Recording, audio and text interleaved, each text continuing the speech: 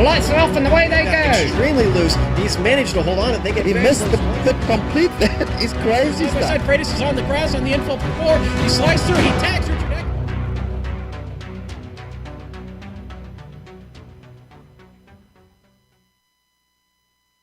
Since 1997, the Atlanta Motor Speedway has been one of the fastest tracks on the NASCAR schedule. Even 20 years after its reconfiguration, this 1.4-mile quad oval is still a hard test for even the best of drivers to pass.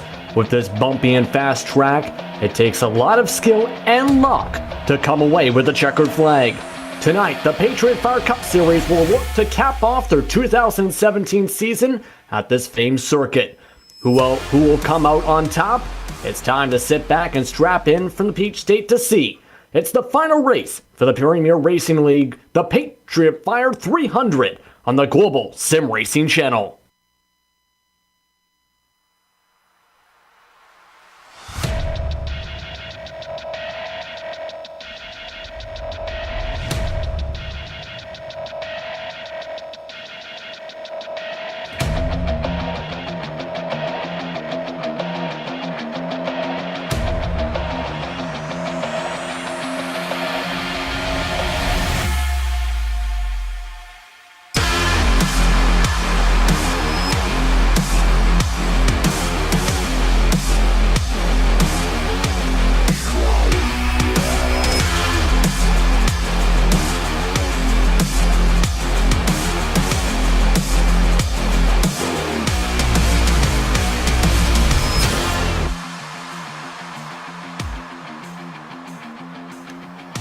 Hello everybody and welcome to the Global Sim Racing channel for the season finale of the Premier Racing League Patriot Fire Cup Series for today's running of the Patriot Fire 300 from the Atlanta Motor Speedway. I'm Justin Prince, alongside me in the booth today is Sean Ambrose. Behind the scenes tonight is the slick Amjad Yamid, and our camera sets, as always, are provided by Dougie Beard. Well, Sean, tonight we'll see plenty of emotion from everyone across the PRO, and we have seen that emotion throughout the week for this final race of the season. I find it very fitting for the finale to be here at Atlanta as well, with all the historic moments that have taken place here in Hampton, Georgia. Back in 1992, for example, this track was home to the finale of one of the greatest championship battles and most remarkable days in NASCAR history. That was, of course, the year Alan Kawicki won the title. Now, the PRL will get the chance to add to its virtual history. Sean, why don't you tell us everything the fans need to know about Atlanta Motor Speedway? Well, you know what? First, I got to tell you, Justin, I'm so glad we used our Groupon today and took the Atlanta City Tour on that electric car. It was a 90-minute guided tour of the city of Atlanta. An eco-friendly, comfortable electric car gave us a nice tour of the city, a little comprehensive overview of Atlanta's history from a very, very cheery local tour guide there. We thank him for his service and that ride around the city. But let's talk about the track. Located in Hampton, Georgia, just 20 miles south of Atlanta. This track is just a tick over 1.5 miles around, well, we'll say more of a quad oval. It's kind of D-shaped, kind of quad oval, with turns banked at about 24 degrees and a reputation of being bad fast, baby. Now, since opening in 1960, NASCAR has made at least one visit here each year. Visits from the IndyCar Series have been sporadic. USAC came here twice in the mid-60s. Then they returned for 7 races from 79 through 83, mostly under the CART banner. And then, of course, the IRL had a handful of races around the turn of the century. But to get a good idea of what this place is really like, let's jump on board the GSRC Chevrolet Monster Energy Cup car and take a lap around Atlanta.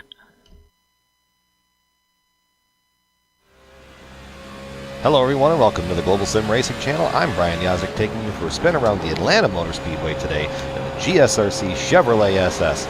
Atlanta's a fast, worn out, as you see right there, worn out 1.5 mile oval, and it's very, very tricky to get around. So I'm going to kind of show you how to try to do it.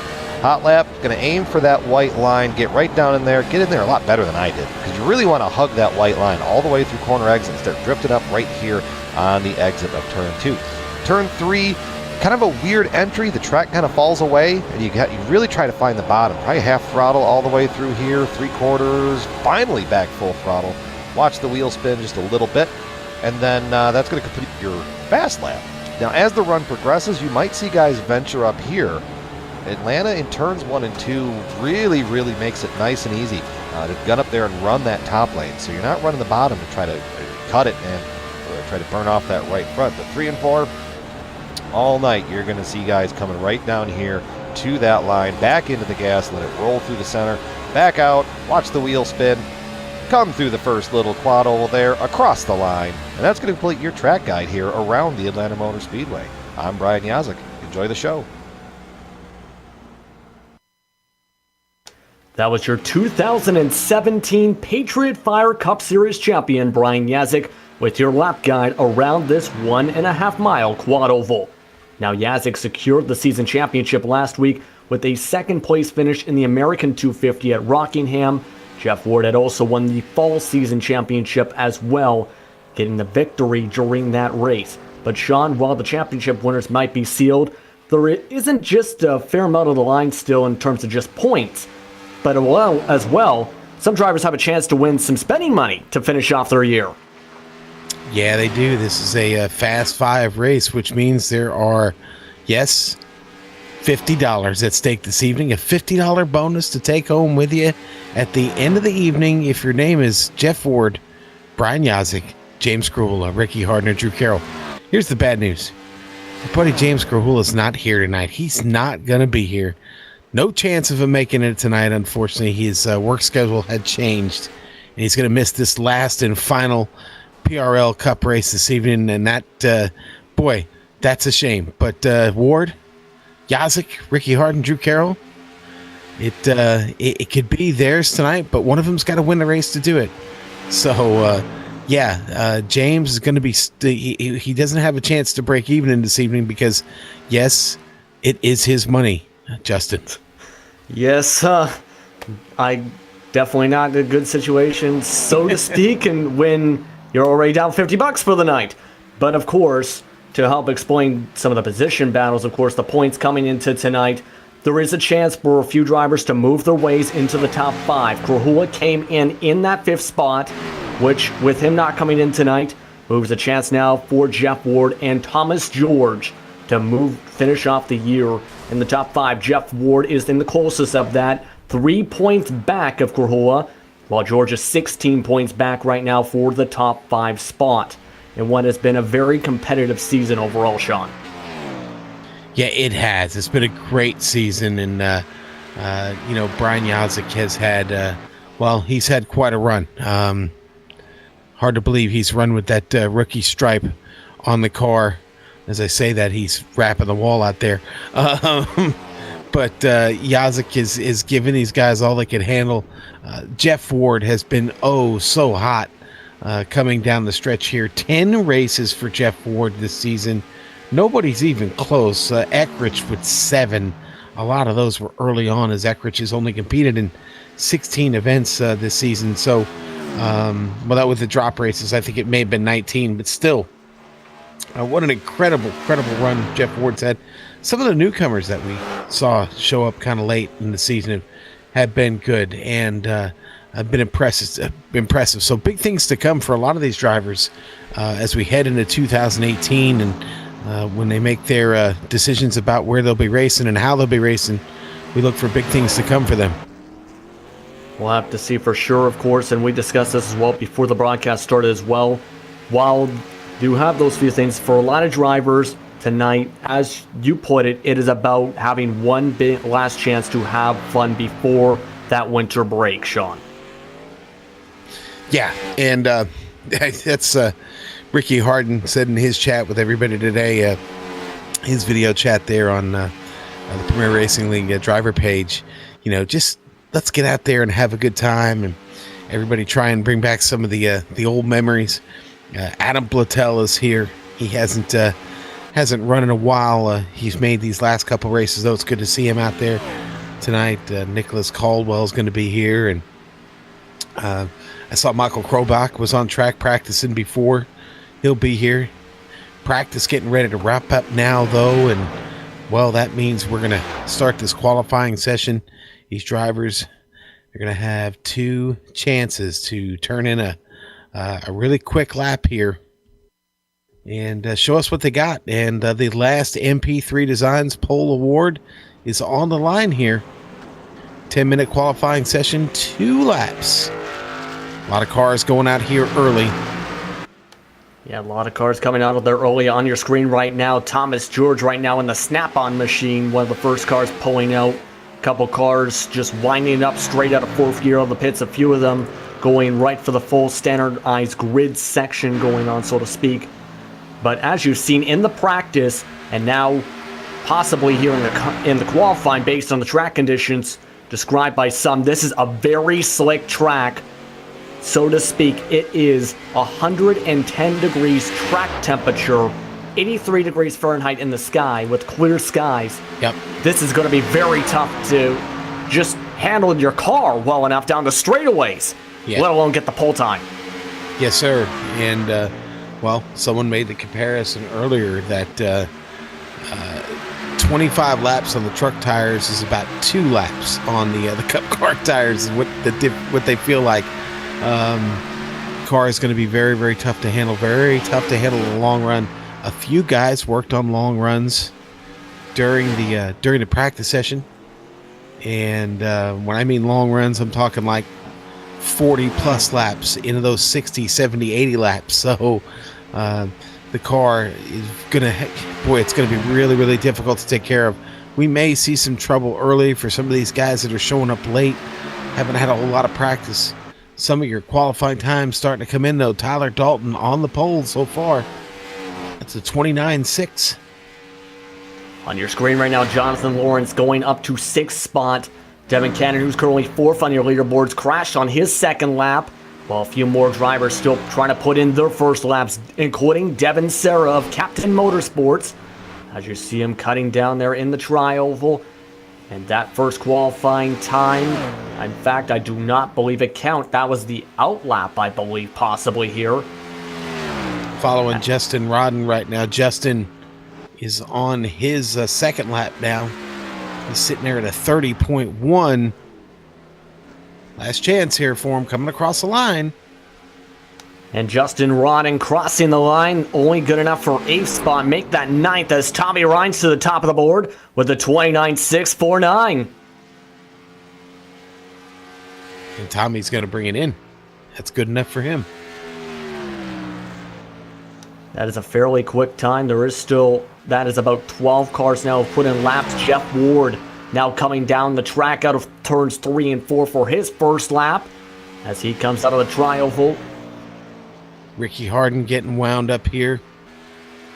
Ricky doing a little bit of sliding there as he gets started. Oh, and he puts it right into the wall.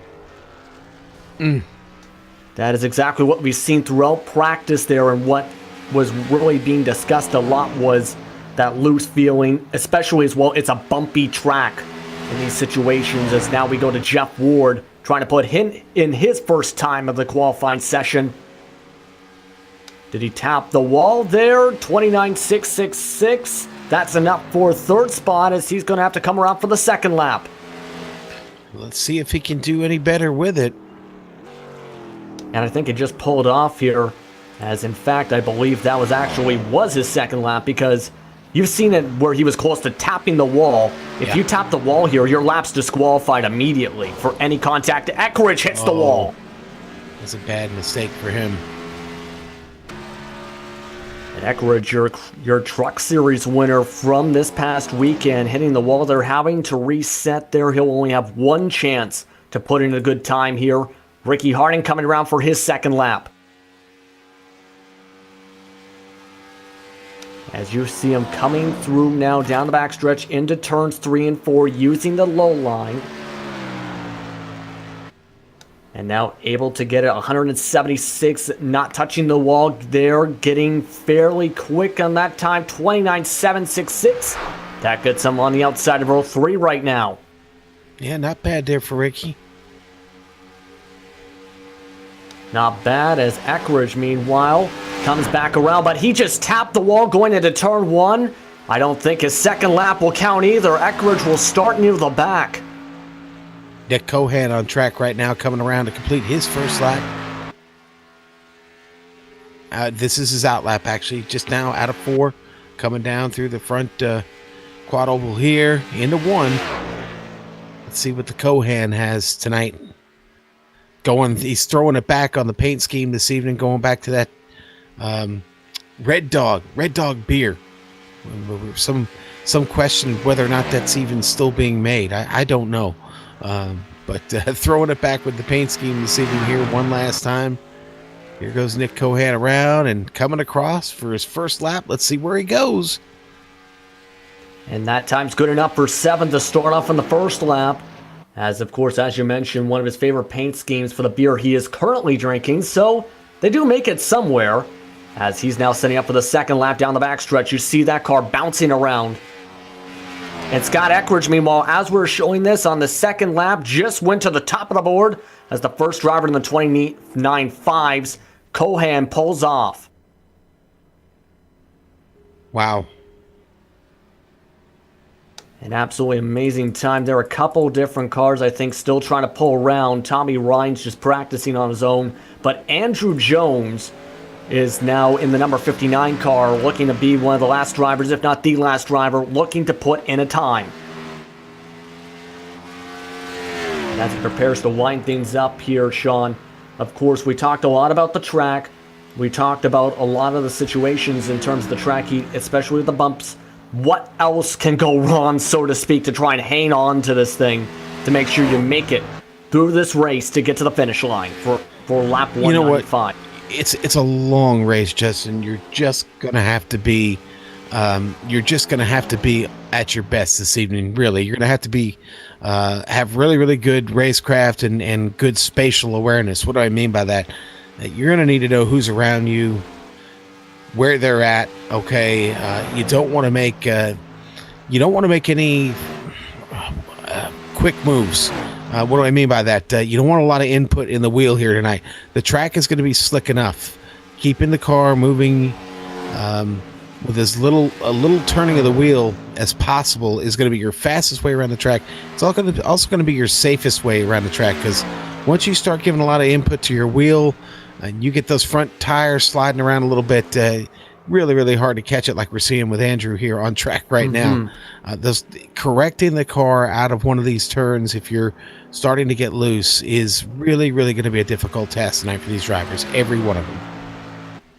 It definitely will be, but with that, we do have some hardware to hand out. For the last time this season, the NP3 Designs Pole Award goes to Scott Eckridge as we look at his pole time. As he'll come around here, as you see, trying to get very close to that white line without getting too low and clipping the apron. Great exit out of the corner and coming down the backstretch as fast as he can. This track, in its heyday during when it was one of the fastest, the fastest track on the circuit, went about 190 miles per hour on average. And as you see there, Eckridge able to pull away and get your NP3 Designs Pole Award for today, Sean. Yes, sir. The Ford Fusion gets it done. A little bit of a scuff on the door, but he gets the desired result and finds this pole.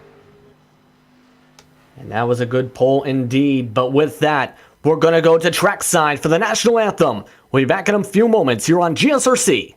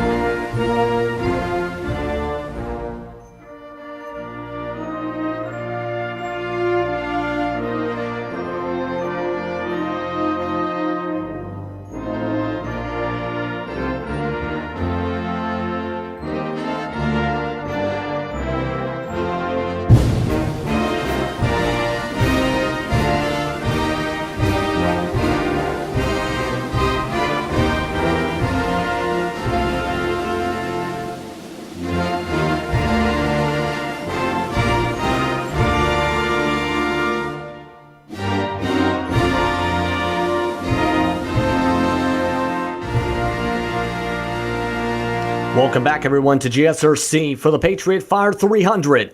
As we're a few moments away from the start of the gridding here for the season finale for the Patriot Fire Cup Series. Sean, we're about to buckle up here. What are your final thoughts and your favorites before we head to this grid for this 195-lap race? Well, I said in my thoughts for the woodshed today that I was going to pick Brody Hayes to win this race tonight. Well, Brody's not here, so I got to pick somebody else. And well, they've already qualified, so it's kind of tough for me to get an accurate pick now, or one that says I'm being fair here. But you know what? Darn it, give me Michael Krobach. What the heck? He's here. I'm going to take Michael Krobach in the 7th, the Canadian driver, to win this race. Why don't we get through the grid here real quick, Justin? Yes, we'll get to the grid here. Personally, my favorite for the virtual track grid here for today is on the front row, number 70, Scott Eckridge, who won the truck race this past Sunday. On the outside, and the 6th machine, Tommy Ryan. All right, row 2 going to be Tyler Dalton and Jeff Ward. Troy Hate's going to start on the inside of row 3, Tim Johnston on the outside.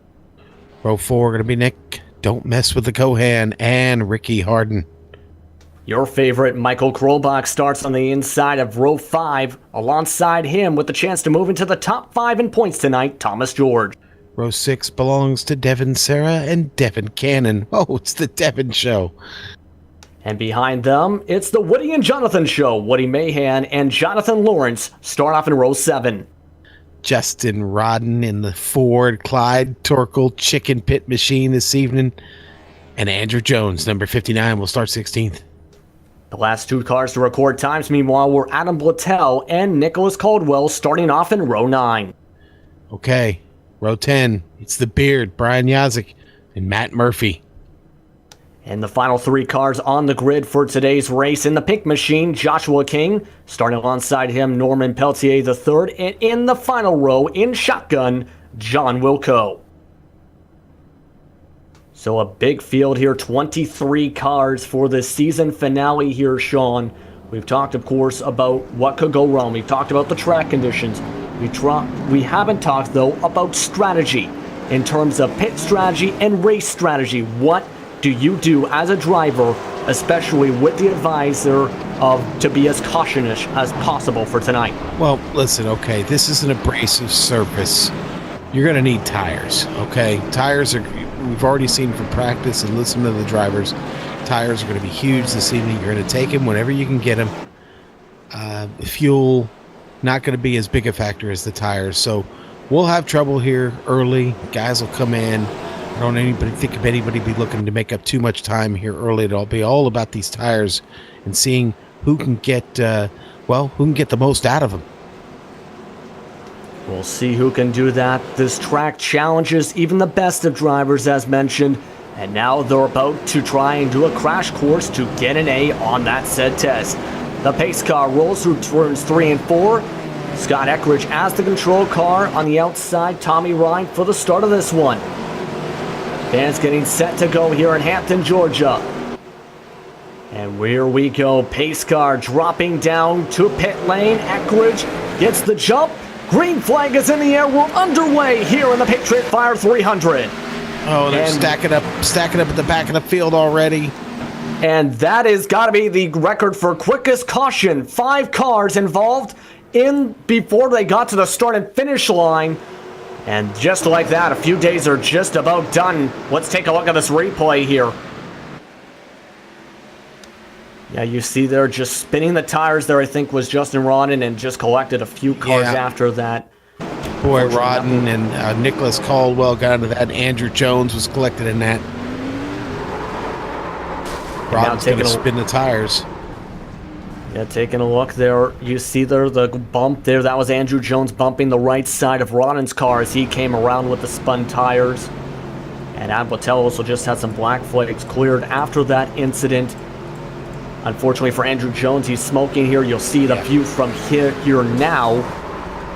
Green flag comes out, jump there. Rodden, nowhere he can go, just smushed against the wall and Rodden's right side.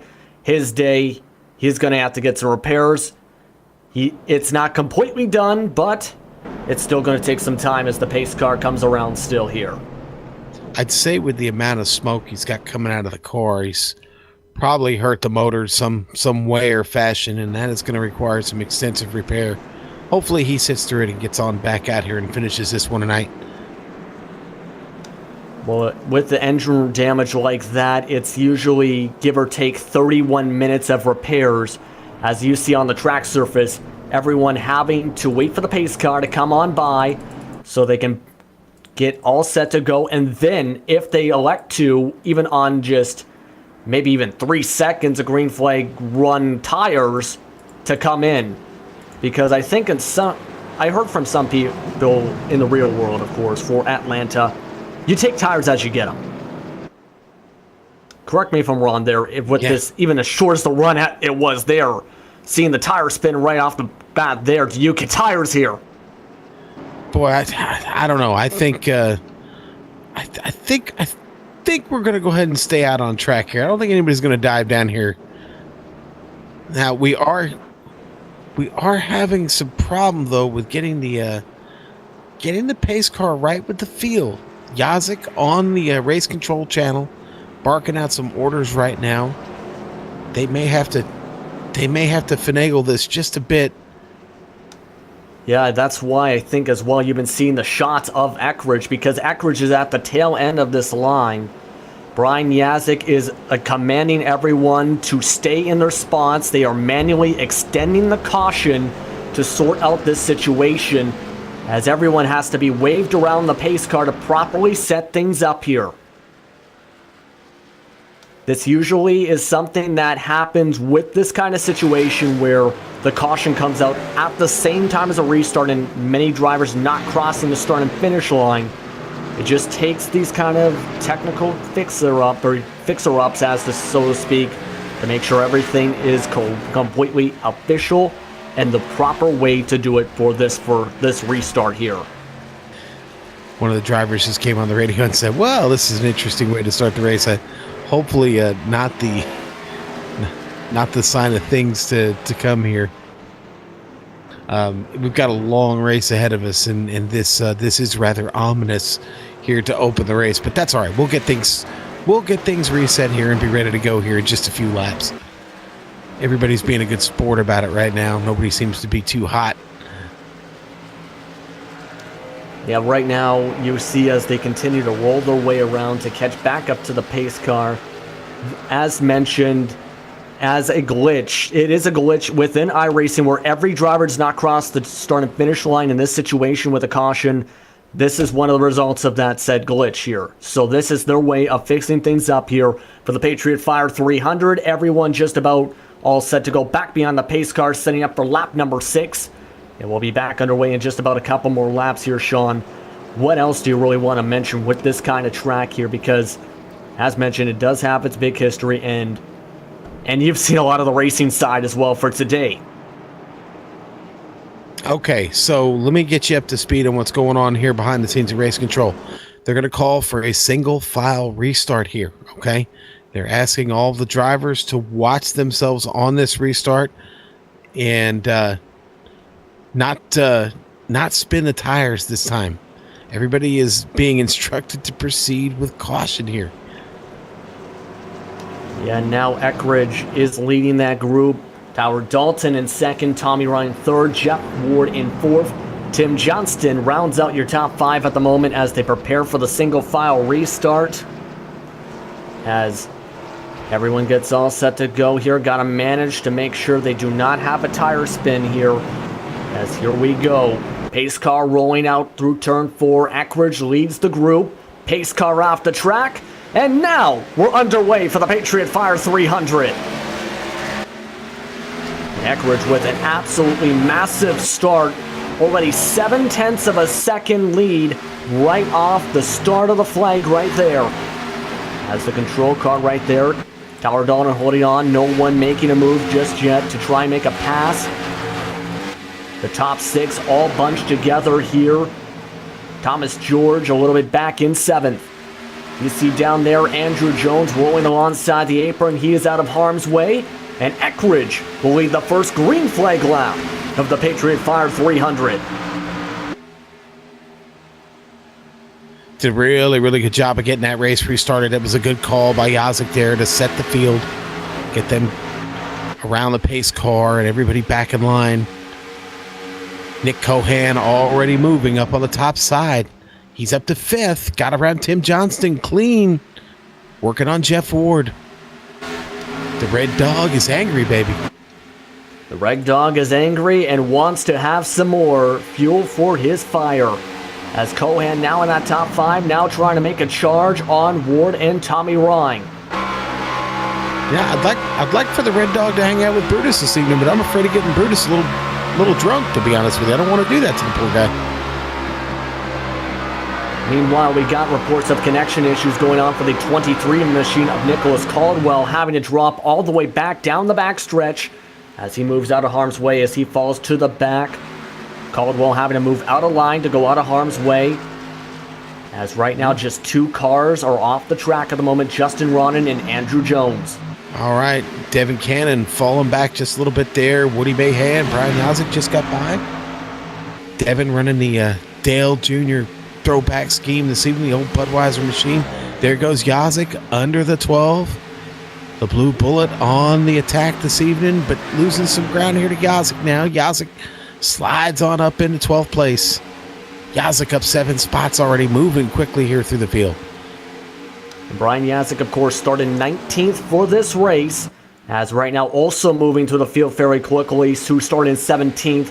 Anna Blattel trying to make a move now on Devin Cannon. Now looking up at your top 5 right now, Nick Cohan trying to make a charge now on Tommy Ryan as he just got by Jeff Ward. And you see here now trying to poke his way underneath the quarter panel here, possibly trying to set it up to come out of turn 2 possibly for the pass. Look at this on the high line here. Cohan making this work, able to get above of Ryan. Ryan bobbles a little bit. Cohan gets the advantage, and he will be able to hang on to that high side through 3 and 4 here. Look at this here. Jeff Wood's going to follow him through, Sean. Yes, sir. Harden going to go all the way down to the bottom there. Now you see there now in the 3rd spot now is Nick Cohan. Tyler Dalton still holds on to 2nd, but hold on to your seats. This battle is still heating up now for that spot. Jeff Ward able to get by Tommy Ryan that time. Tim Johnston now trying to close in along with Ricky Harden. They're back to single file once again. Johnston going to have to once again try and wait for Ryan to have a slight looseness through the entry of one of these turns to position himself for the pass.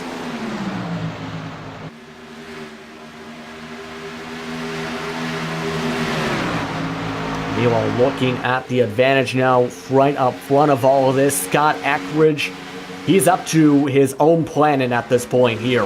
Thomas George getting by Troy Haight here. George going to go up to 8th place. Finally got a run at him. Haight going to try and cross him over here. Got to be careful getting out of 4 here. Down to the quad oval. And it is going to be Thomas George taking that spot.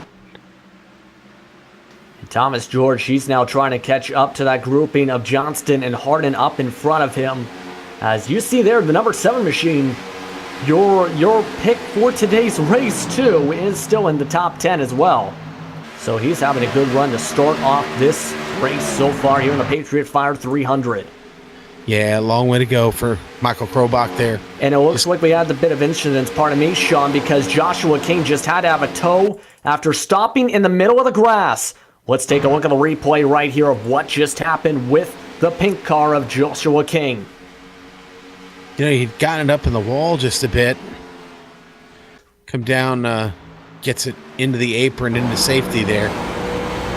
Able to get into the apron, parking in the grass in turn 1. We'll see the view here. I think that's more than just a little contact. That is completely smashing your nose into the safer barrier, as he just had to roll it off there. That's going to be now the 3rd car off the track already to start off this race.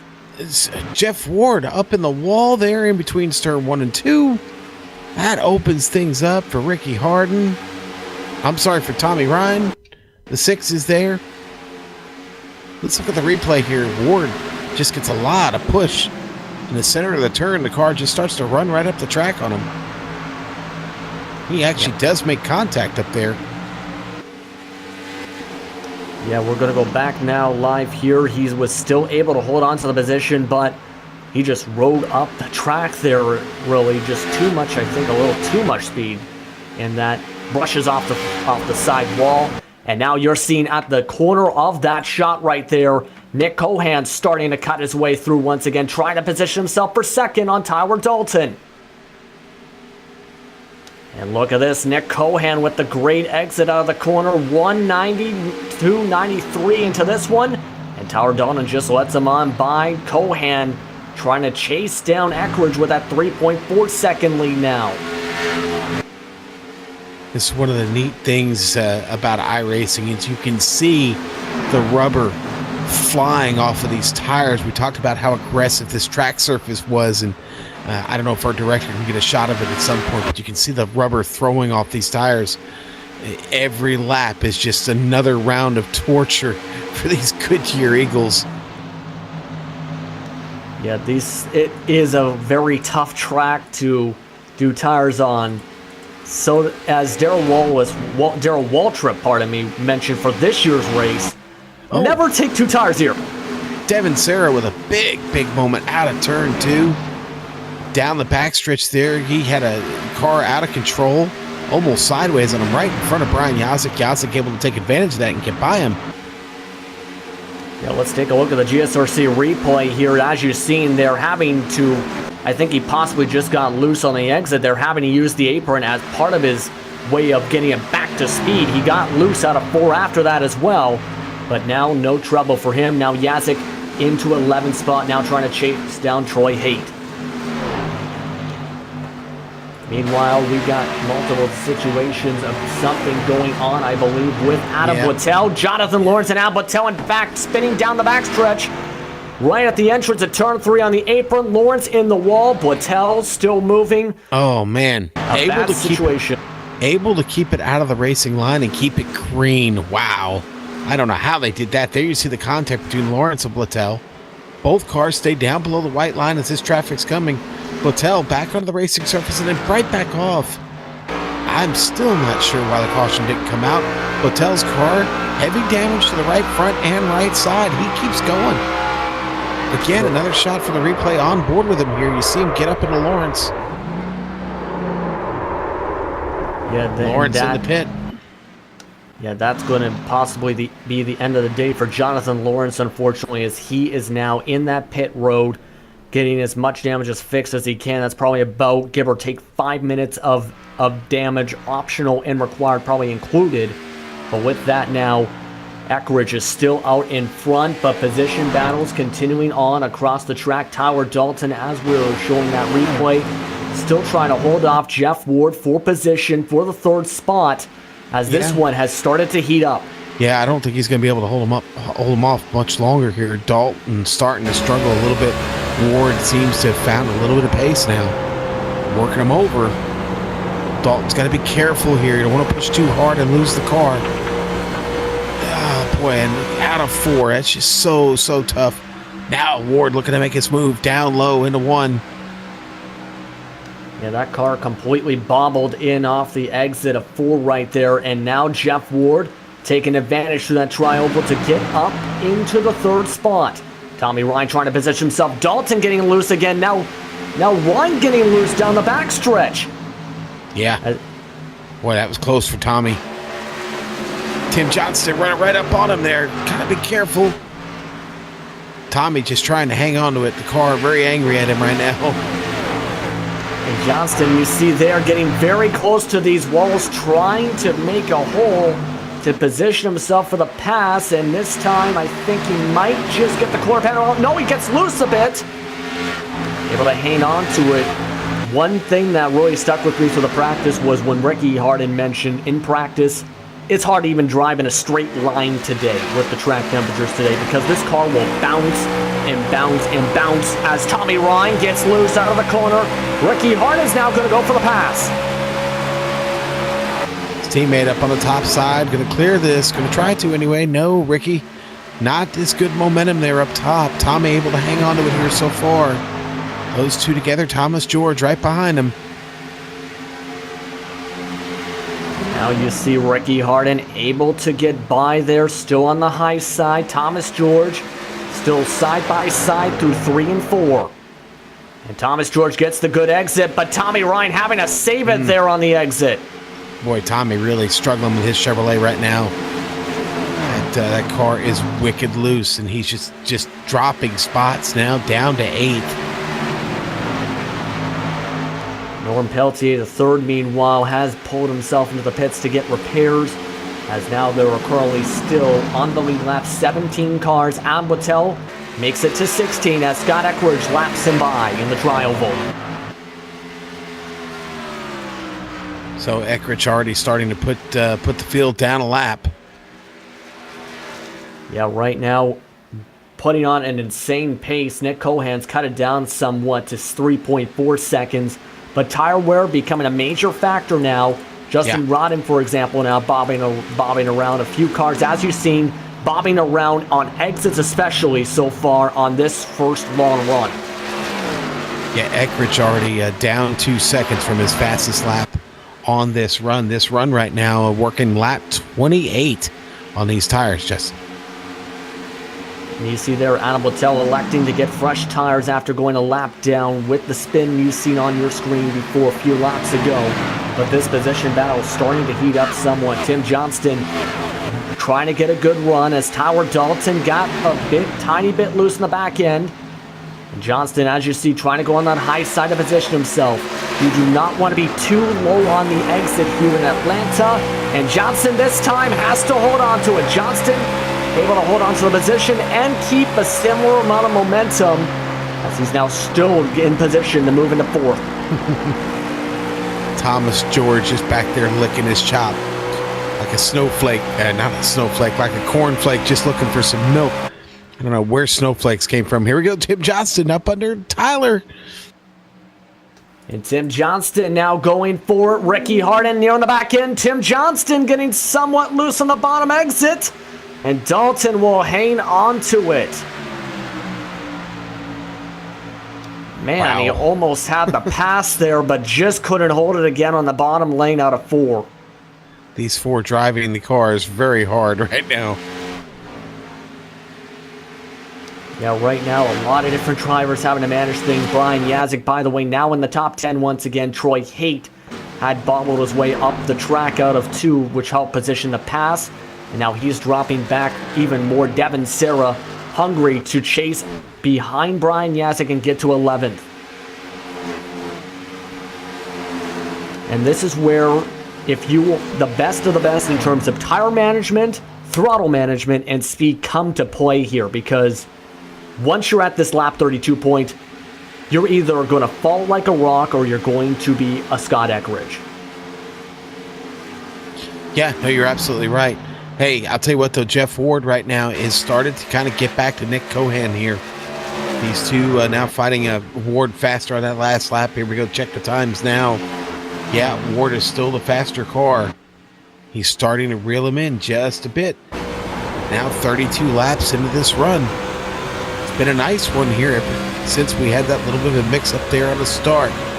Things have gotten back into a really nice race here going on. Right now, this is starting to settle down. Pit stops now starting up. Woody Mahan going to be the first of the cars on the lead lap to bring it in. Here comes Krobach. Krobach is in. So it looks like the short pit strategy is the strategy of the day today. Everyone looking to possibly try and divide this up 33 laps at a time, which usually you see more in the open races or in the NIS endurance kind of races, something we haven't seen as much here in the Patriot Fire Cup Series. And now it's looking like strategy is going to start becoming a factor here. Nick Cohan still trying to hold off Jeff Ward, though.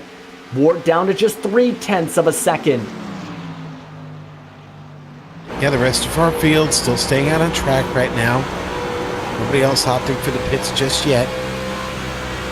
Our leader, Eckridge, now into turn 3. Oh, I think he's slowing down. And I think... okay, not for Eckridge, but Brian Yazik just made the call. He's going to come in. And we see another car. There's Tim Johnston coming off down. Tommy Ryan going to come down with him. Oh, Ryan was really, really loose getting in there. Yeah, Hopefully he didn't pick up a penalty. You saw Yazik back there come in. Everybody deciding to seeing Woody Mahan do that strategy. Now everybody wants to do the short tire strategy. 20's now getting ready to pit his way in of Devin Serra. Everybody wanting to get some fresh Goodyear Eagles as soon as possible. While Jeff Ward looking to at least get a position. While this is all unfolding, still on the track, Nick Cohan is now your leader at the moment as Sarah ducks in. Tim Johnston going to get out first of that group that came in. Now you're seeing still on the screen, Scott Eckridge, of course, coming in. A few cars still on the track. Justin Ronan with fresh tires, as you see in the back of that group. Jeff Ward possibly thinking about pulling in. Yes, he is. Cohan is going to stay out. So is Ricky Harden.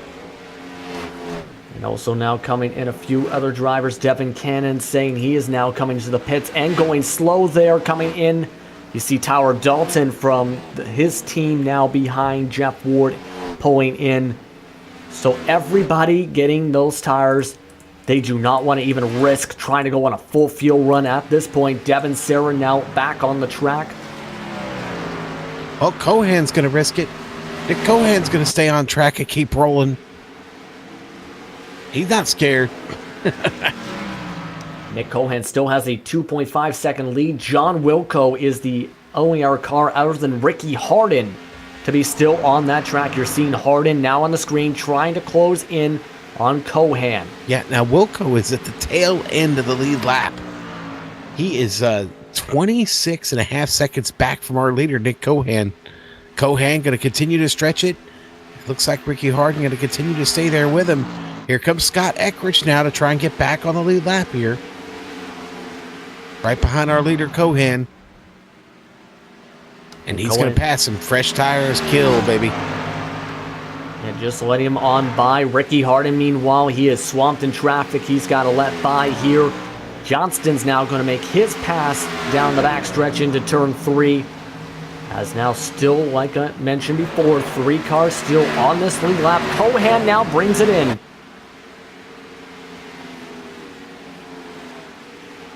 Tried to get as slow as he could to pit speed, possibly maybe 1 mile per hour over. I do not believe he got the black flag on that. But now that leaves just 2 cars left on the track, Harden and Wilco.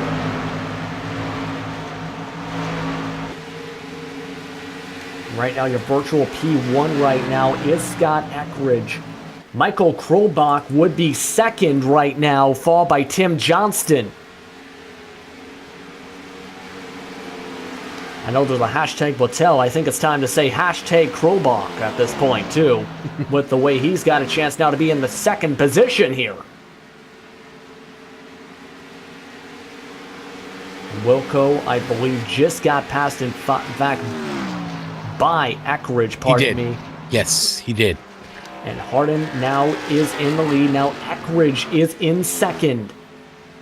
Eckridge getting by John Rodden right now. I'm sorry, Justin Rodden. Justin's in the 27. My bad. Yes, sir. And we're going to check out something here real quick with... And Wilco, you see there was some damage. In fact, having to peel down the track. Something going on with Wilco. Yeah, he crunched that right front. Car is hurt bad. A Toyota Camry. Coming down for a pit now.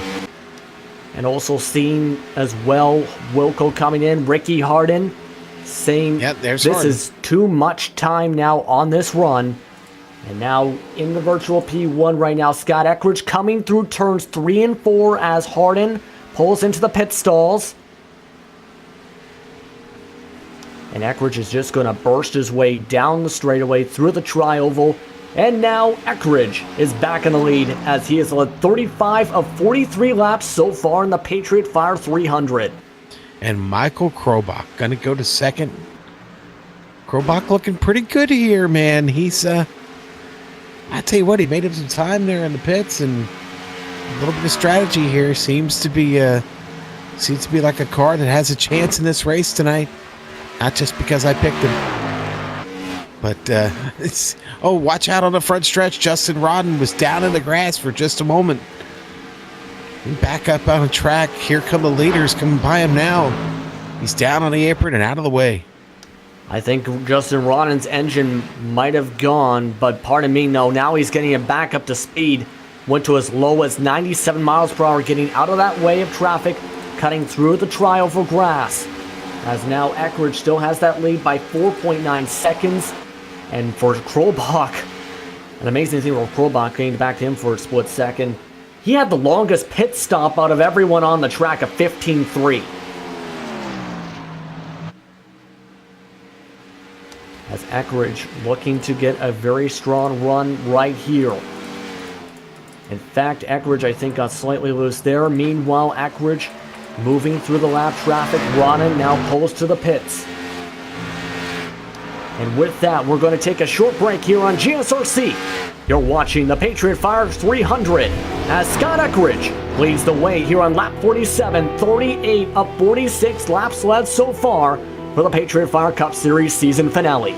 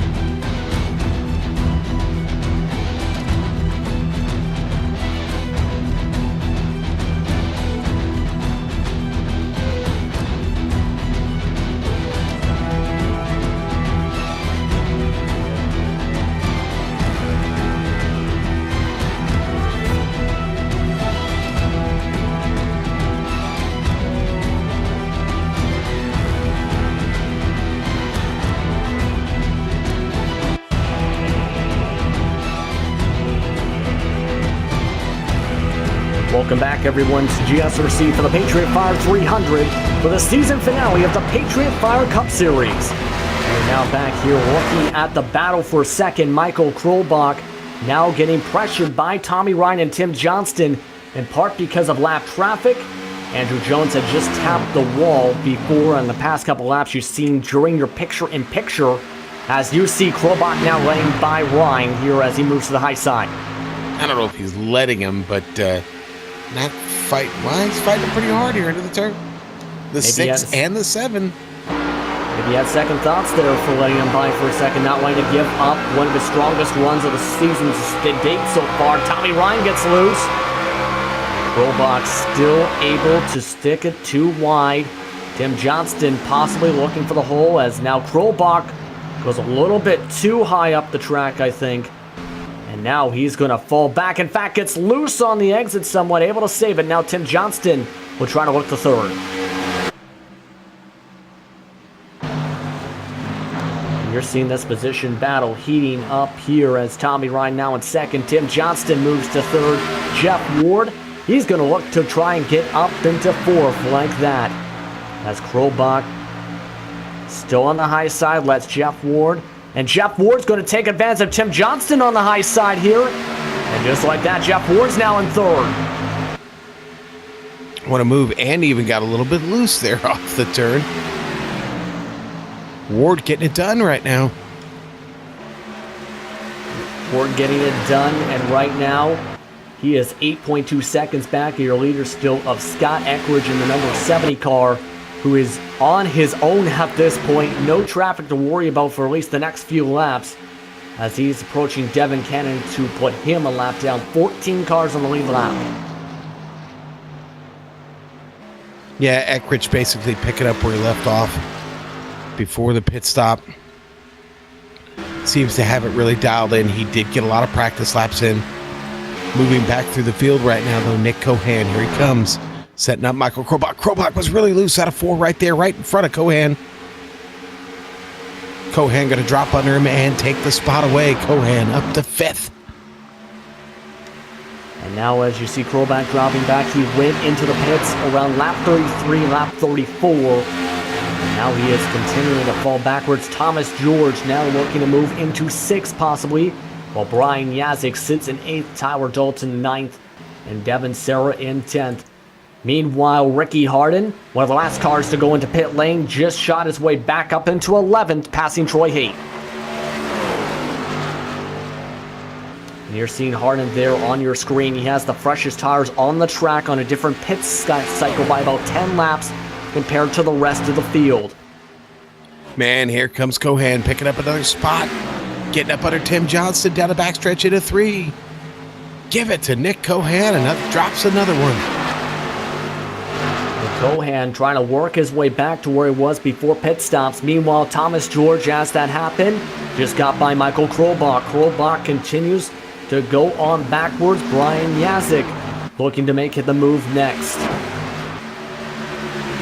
And now looking at the screen now, battle going on for 2nd spot. Jeff Ward gets on the outside of Tommy Ryan, and he's going to win the drag race down the straightaway, able to get the 2nd, but look at that.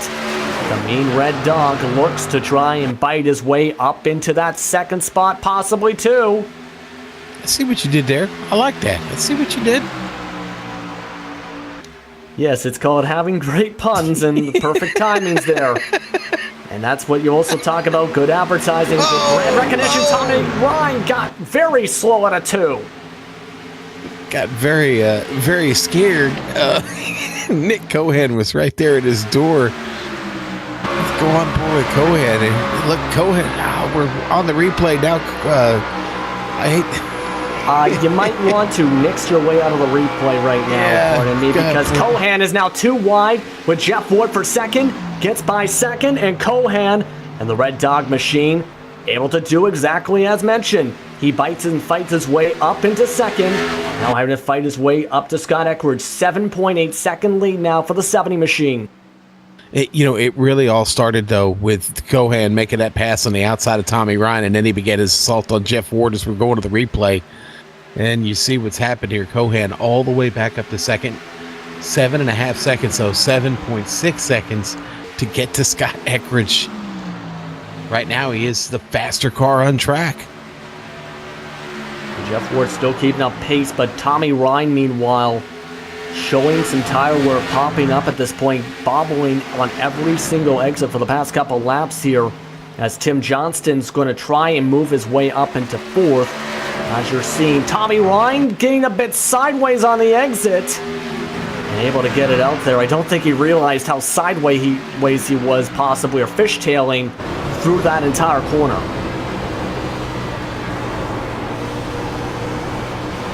You can see everyone trying to use different lines. Some drivers using the high line, some using the bottom line. The logic with the high line usually is to get the run off the banking on the bottom side to try and continue that speed down to the bottom and accelerate up to that high line on the exit. But you still see there, looking in from Tim Johnston from his view as Tommy Ryan continues to get looser and looser. Tim Johnston moves to back to that high side. Ryan is still trying to use the bottom line. And Ryan having to bobble his way, slide jobs his way back in front. And Johnston will cut his way for the crossover to the bottom and position himself for the pass. And you see there once again, though, this has been a hard place to pass on throughout the entire day. Inside turn 4, it's hard to keep up that momentum because it is very loose on that section. Yeah. And we've seen that from the start. we're back to that point where we're at the end of a run for a lot of these guys, or at least the end of the life cycle on these tires. Thomas George is fighting his Chevrolet so much right now. There isn't a lap that he's had in the last 5 or 6 where he hasn't been sideways somewhere. This is Thomas George we're talking about, a guy who is really steady and usually has a great line, and he is fighting his machine, fighting to stay ahead of Brian Yazik, who continues to keep moving back up through the field. Yazik has got him dead in his sights right now. But George just hanging on, man, just hanging on to that beast. There it is, sliding again. Oh, boy, that is a little bit more than sliding. That is bobbling his way down the front, the back stretch. Thomas George saying, "Oh Lord," to the radio, and Brian Yazik saying that was some fun to negotiate around. Man, Thomas could probably use a big jar of Tums right about now. He is he's not doing well. He has made several comments here in the last 10 to 15 laps. Very uncomfortable place for him to be right now. Now he's under pressure from Tyler Dalton. And again, the car just wanting to drift away from him, just going down the straightaway. And I think, well, correct me if I'm wrong here, I think he just said, I think he had enough. Is he possibly trying to pit here? Yes, I think he is. Trying to get the fresh tires there. So saying, I had enough of this, time to get fresh tires coming into lap 66. You can only do that for so long, get around this track and feel like you're going to lose it every lap. At some point, you got to give. Not a bad idea. Tommy Ryan now, meanwhile, still fighting with Tim Johnston as George is still in that pit lane. Ryan moving up to the high side, having to apologize, actually, from all the sliding, moving up from the bottom to the high side. And now letting Johnston go on by on the inside for that 4th spot. Boy, these two are at war right now. This will be back and forth for a little bit here. Great job, though, by Tommy Ryan recovering, getting himself back up here to the top 5. Now back into the pits, meanwhile, the 19 machine of Tower Dalton. Krobach also follows him in. So everyone now electing to take the pit stops. George having the freshest tires on the track. Coming in now, Troy Haight, Woody Mahan, Devin Serra also looking to position himself in for the pit stops. As right now, it is still the matter of closing things up and holding on until you actually get your way into that stop. As you see there, those two going right on in. Yeah, that's Troy Haight and Woody Mahan getting in there. Also see Scott Eckrich is now coming in. Eckrich is in, guys.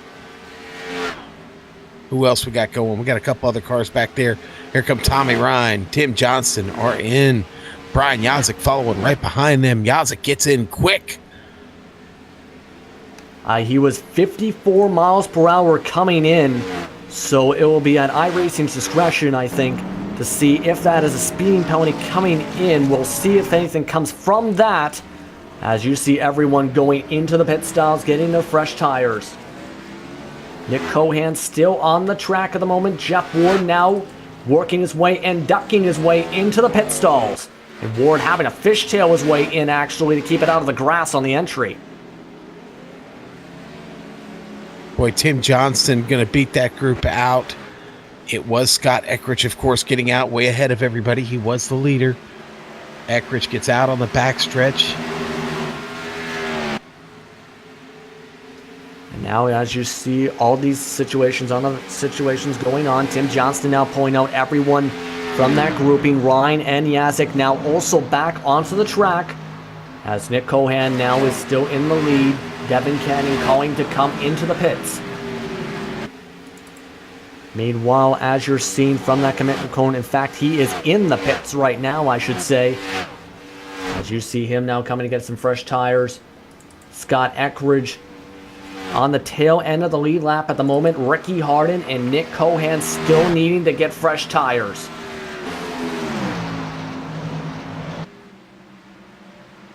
Yeah, now Ricky is in second place, but has not stopped yet, so everybody getting by him. Here comes his teammate, Tommy Ryan, right up the inside of him there. And on your screen now, Nick Cohan now pulling his way into the pits, pardon me, as he's now getting the fresh tires. If you remember, though, Ricky Harden did have a different strategy going in for pit stops at lap 40 possibly trying to stretch it to potentially lap 80. But we are also, by the way, Sean, approaching the halfway point as well.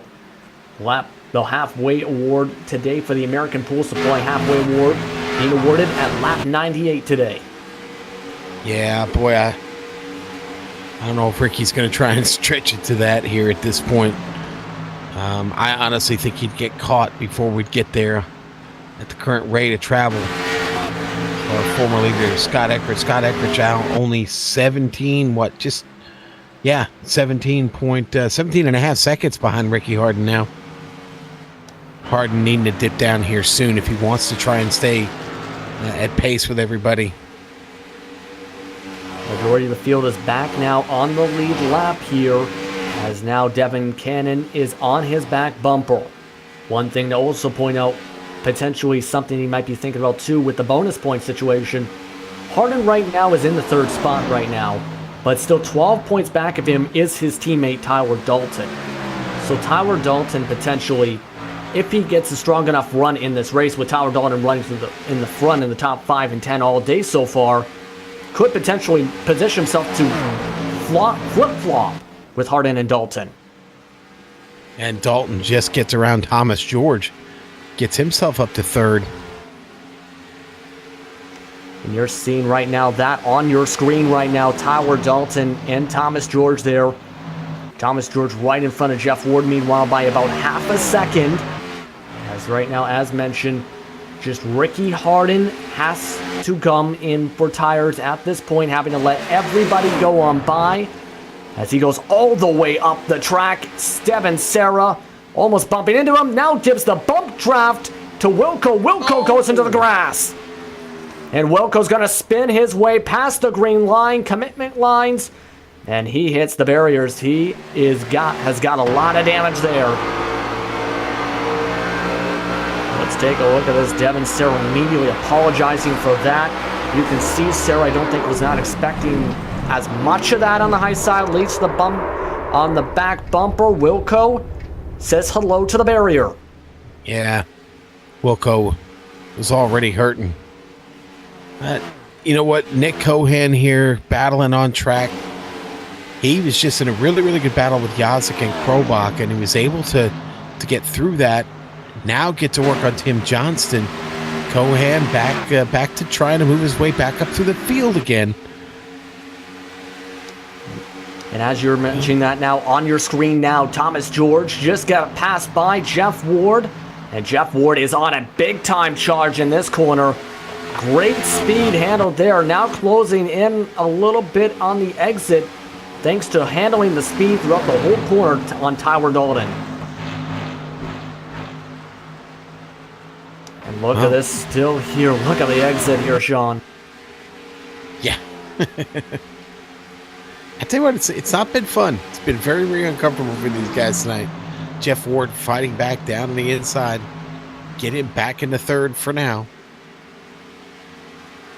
And now Ward moving into that third spot, as you mentioned there. As still Ricky Harden has to still come in, but Eckridge is closing in fast for the overall lead. Pardon me, because now 5.6 seconds back of Harden is Eckridge. Harden, I think at this point, you have to bring it in. I think that's maybe his thought going down low. They're actually clipping the apron a bit, and yes, that's exactly what he's doing. No, it is not. He is getting loose in the corner. And he's able to save it there, and that's not going to help the situation. I think now he's coming in this time by, especially with that. Pardon me for the laugh there with the Le Mans go-karting machine there, but that looked like a very disastrous situation averted there, and Harden finally brings it in. Yeah. Finally going to bring it in. That's going to put him a lap down pretty quick, because here comes Scott Eckridge now out of 4. Going to go right on by him there as he comes into the pit. Eckridge going to go to the lead. Harden in the pit. And another interesting pit cycle here, but we still have multiple battles forming on the track, including now with Thomas George and Tommy Ryan going too wide into turn 1. Tommy Ryan, faster momentum, hangs on to the bottom line. And he gets the spot. Nick Cohan also coming up very fast as George ducks to the bottom after the exit. And you see there Cohan moving up to the high side. George going to just let him on by. George saying you're welcome. Cohan saying thank you. That's of course inverted for politeness logic. And now you can see there Thomas George falling back now to 6th. Oh, Tommy Ryan getting her all the, he's running that Montoya line all the way up by the wall. Just behind him, no, Nick Cohan following closely, looking to set him up here for a move. Cohan going to go to the bottom here. Maybe he likes that line a little bit better. He got a great run there on the bottom. Car turning really well in the center and then gets loose off. That's going to break the momentum there for Cohan and allow Tommy Ryan to retain that 4th spot for now. Back to the side-by-side through the turn here. And Cohan still able to get it there. Ryan, though, got a really great exit that time, even with all the loose situations, even on these fuel-lap old tires. You see Tower Dalton there, meanwhile, right in front of them as they try and set things up. Ryan's going to lose the position possibly here to Cohan, this time by, and Cohan might get a 2-for-1 special here. Boy, Tommy really back there running it up the track. Almost like he's trying to diamond it off. Look at this. Boy, those three really connected closely here. And Tommy Ryan not wanting to lose that spot for 4th, not wanting to give it up, but getting fairly loose as you see slide jobbing it throughout turn 4 on the exit. Drops back now to 5th. Now you see them going to go back to single file. Meanwhile, you might see that grouping right on behind them. That is Thomas George, Brian Yazik, and Tim Johnston. And Brian Yazik is now making the move. Oh. Yazik almost making contact there with Thomas George, but now he's going to clear him. Yazik got the HPP 4 dialed in 6th. You know, every pit cycle, he's continued to charge up through the field. Just doesn't seem to have had the car, though, to run in the top 5. He's not far now, just outside of 2nd. As you see on your screen there, Thomas George moving back to 8th now, as Brian Yazik, as you mentioned, charges his way through the field. He started 19th with no qualifying time recorded, and he's moving his way up very quickly, like you said there. Right now, everyone's still spacing themselves fairly out right now, but one of the bigger storylines tonight so far has been Michael Krobach in the 7 car.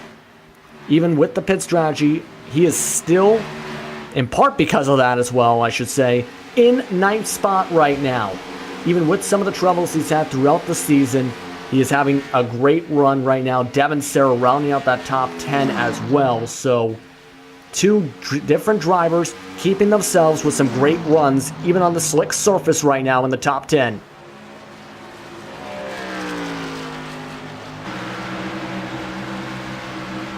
And right now you're seeing there, Serra about 8 seconds back is Woody Mahan, who is at the back end of the lead lap. Speaking of Mahan, he is about to get his way lapped by Scott Eckridge, as Eckridge is now on his back bumper. You see him right behind. Mahan moves to the high side. Eckridge is going to get the easy position on the bottom. Possibly not, because Mahan almost bobbled his way on the exit. And now Eckridge will go to the bottom side. Mahan rides his way onto the Larson line. Lap 98, that's the one we're waiting for. That's the one we're looking at. Lap 98, that is going to be our halfway mark of this race. The American Pool Supply Halfway Award. Scott Eckridge looks to claim it. It's funny, as we get to the halfway point, you know, the halfway point puts us at just about the end of the run on these tires for these guys, where most of them have been coming in. So everybody working towards this halfway point right now. It's not a given that Eckridge takes this award tonight. He's 10 seconds ahead of Jeff Ward, but I'll tell you what, he's also 22 laps deep into those tires. Anything can happen here. Anything can happen. We've seen a lot of things, different things happen throughout the season. As currently your top 5 is Scott Eckridge, Jeff Ward, Nick Cohan, Tommy Ryan, and Tyler Dalton. And now, as I mentioned a few moments ago, with that battle for potentially for third spot, if this field holds the way it is, with now Brian Yazik trying to get by Tyler Dalton, it's going to be about a 7-8 point game for Tyler Dalton on the charge to get his way into third. Ricky Harding currently sits in 12th. Now that gap has just shrunk to 6 or 7. I saw James Corhula was just in the chat checking in from work.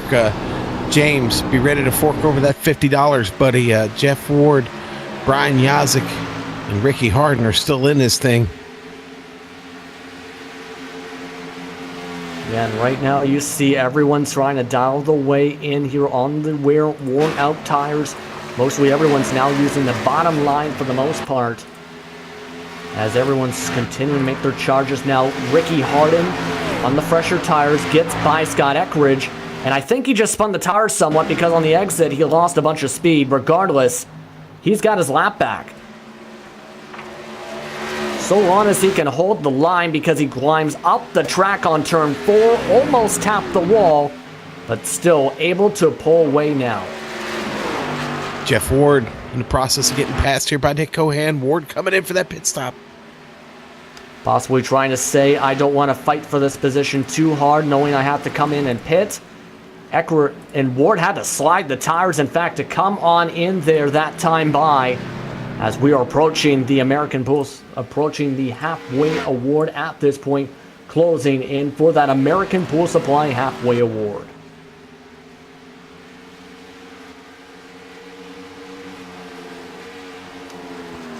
And I think some of the drivers are discussing when they're coming in. I think they are coming in. In fact, Brian Yazik dives it on in. He has already, of course, secured the championship. Him and Nick Cohan now going down the pit lane right before the halfway point. I think preserving the car more important than picking up that halfway award for some right now. Obviously it is. When you're, Brian Yazik, you've already wrapped up the championship. You'd rather finish the race than worry about those points. You don't need them at this point. And just about everyone diving their way in here now. Tim Johnston drives his way into the pit stalls now. As also Tommy Ryan also bringing his way into the stalls now. Tyler Dalton now in second with all the pit stops developing on the track. Ricky Harding's at the tail end of the lead lap. Now in, sixth with the pit stops going on.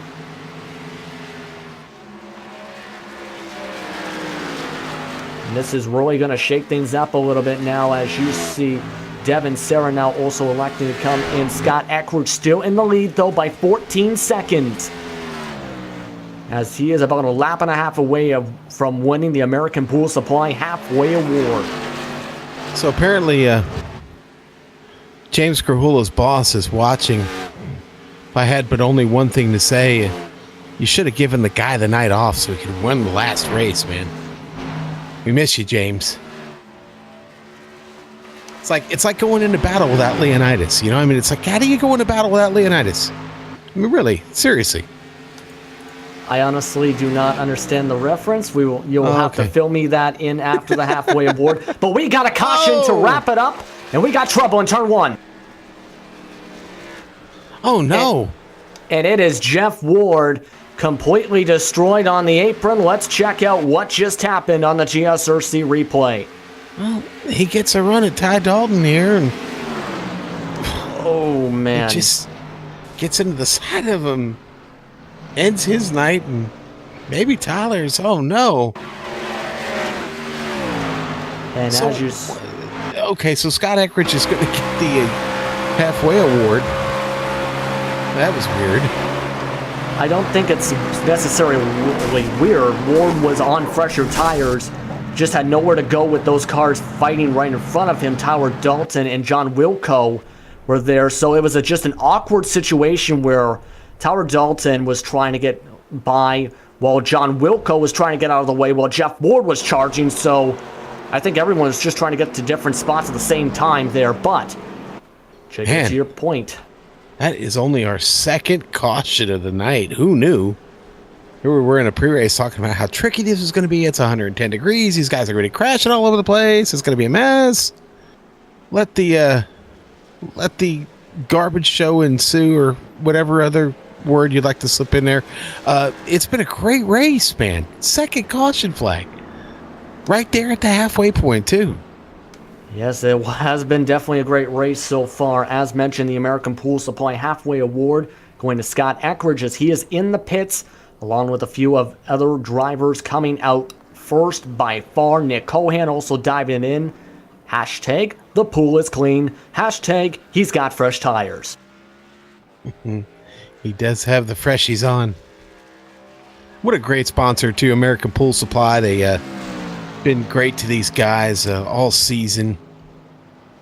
Billy Tungate and the guys over there doing a wonderful job. We have a lot of great sponsors here. I believe it's also time to bring out another one. Isn't that right? And come out to play, Brutus, because your Coastal Safety Honors lucky dog this time with the second caution of the day is Woody Mahan, I believe. Pardon me. Please tell me I'm correct here. Yes, I am. As Brutus is going to come out and play. Well, somebody's going to get it. Yeah, we'll give it to Woody. But good boy, Brutus. Coastal Safety Auditors, your one-stop shop for fire, life, and safety equipment. Yeah, I was beginning to wonder if we were going to see Brutus this evening. Be a shame to get through the final race of this evening, the final race in the PRL Patriot Fire Cup Series. Be a shame to not see Brutus. I'm glad we got to see him. Been such a great battle here for basically the first half of this race. We had that small little problem with the start, and boy, then some racing unfolded, and this has been really, really fun. Eckridge, though, he's been the man all night. He's still in the lead. Thomas George second now, and Michael Krobach, your top three. Been quite a clinic. You know, Brian Yazik has been one of the hardest workers on the track tonight. Yeah, Brian Yazik, one of the cars currently setting up for a potential wave around situation, as you see everyone getting all set to go.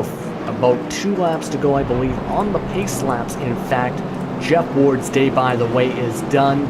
Tommy Ryan is also, pardon me, not Tommy Ryan, Tyler Dalton, I should say, is also still getting repairs in the pits. John Wilco had also elected to duck it in, but he is still moving after that incident. Yeah, and unfortunately, this caution flag here came at the expense of Jeff Ward. He's taking that car behind the wall. I can't seem to remember right now the last time Jeff Ward didn't finish one of these races. It's a shame it happens to be the last one. And now coming around for the wave around, meanwhile, by the way, is Matt Murphy, Brian Yazik, Tommy Ryan, Tim Johnston, and lastly, Devin Serra. Scott Eckridge is currently in your lead as we prepare for the restart. Thomas George will be on the outside. Eckridge, the control car, of course. And Krobach, he's in third. Krobach telling everyone, get into race gear. You do not want to make a mistake. We've seen already at the first start of the race where someone spun their tires. It's time to manage it for sure. Some of these cars on a few lap old tires, some of them on brand new tires.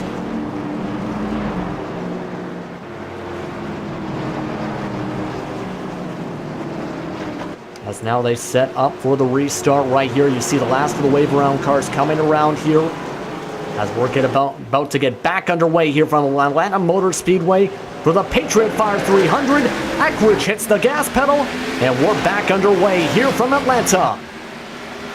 Eckridge getting a good restart there. So was Krobach there. Krobach getting by Thomas George, Ricky Hart, and also following him on the bottom side. And Harden already fighting it.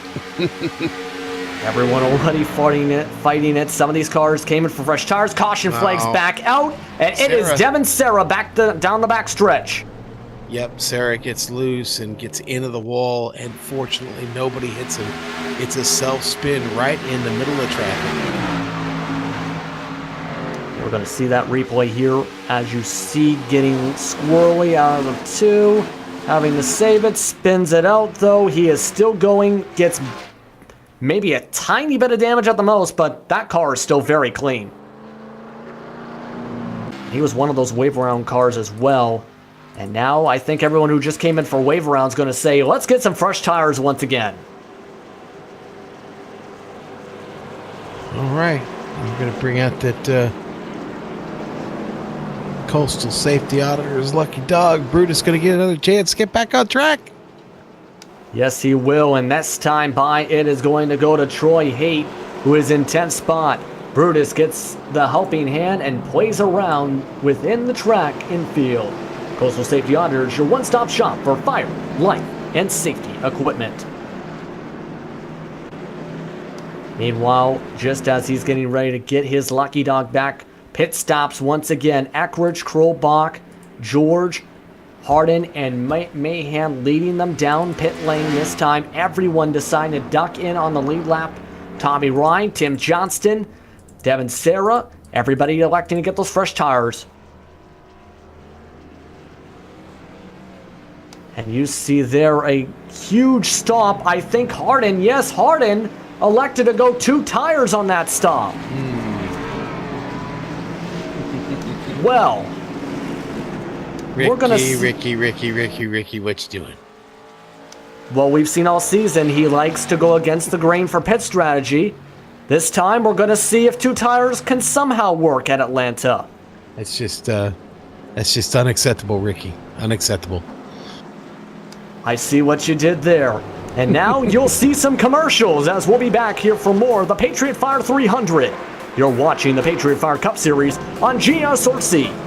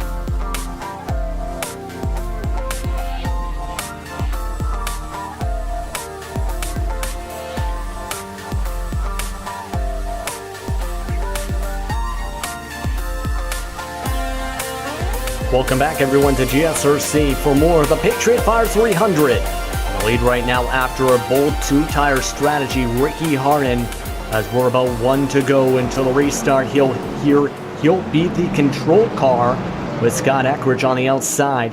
Michael Krolbach still in 3rd, Thomas George 4th, Woody Mahan 5th. As right now behind the garage area after all the incidents so far, Jeff Ward, Tyler Dalton, Andrew Jones, Justin Rodham, Adam Wattell, Norm Peltier III, Jonathan Lawrence, Nicholas Caldwell, and Joshua King. For the most part, half the field still running here for the Patriot Fire 300 as we're getting all set to go. And We're getting set for the restart. Pace car in turn 4. Harden control car. Waiting for the green lights. And there we go. The lights are up. The flag is down. And off they go. Harden on the inside trying to hold off Eckridge on the outside. Harden still on the inside having to test things out. The bold strategy of 2 tires. Eckridge holding the top line. Krolbach tries to move up. Thomas George almost got to the back end on the slide job from Krolbach. And Harden still hanging on to that bottom side. Krolbach still on the outside. Thomas George ducks back down. Thomas George almost bobbled into his left rear quarter panel. As that will be Scott Eckridge up front. Big bobble there by Thomas George. Still able to keep the momentum though going. Krolbach moving up the track just a little bit. Tommy Ryan just behind him getting up track. And that loses in the momentum there as now Tommy Ryan goes for the position. Thomas George up to 3rd. As you see there, Tim Johnston able to move his way to 6th. Ricky Harden dropping like a rock now as Thomas George in position to get into 2nd. And now as you see there, Thomas George able to make the pass. And traffic continues to bottle up now. Tommy Ryan on the inside. Krolbach looking to follow. Ryan Yazik now behind them looking to move past Tim Johnston with Devin Serra.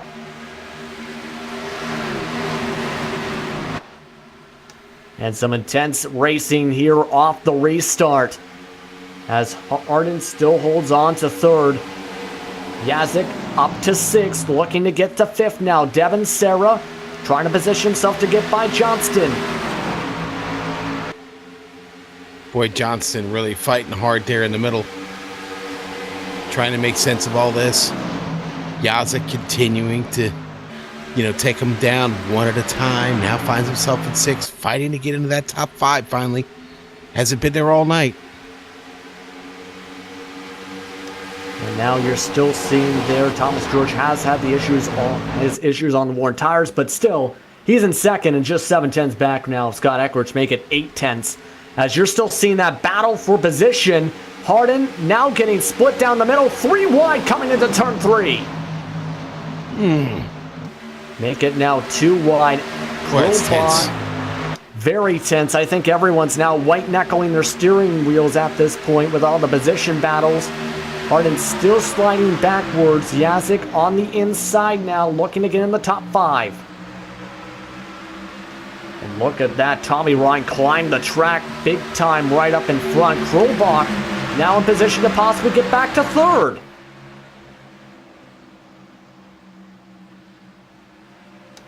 And as you're still seeing that action, still 2 wide still. Brian Yazik on the inside. Krolbach, slight bobble, loses in the 2 wide situation. Yazik now gets underneath the Krolbach for the pass.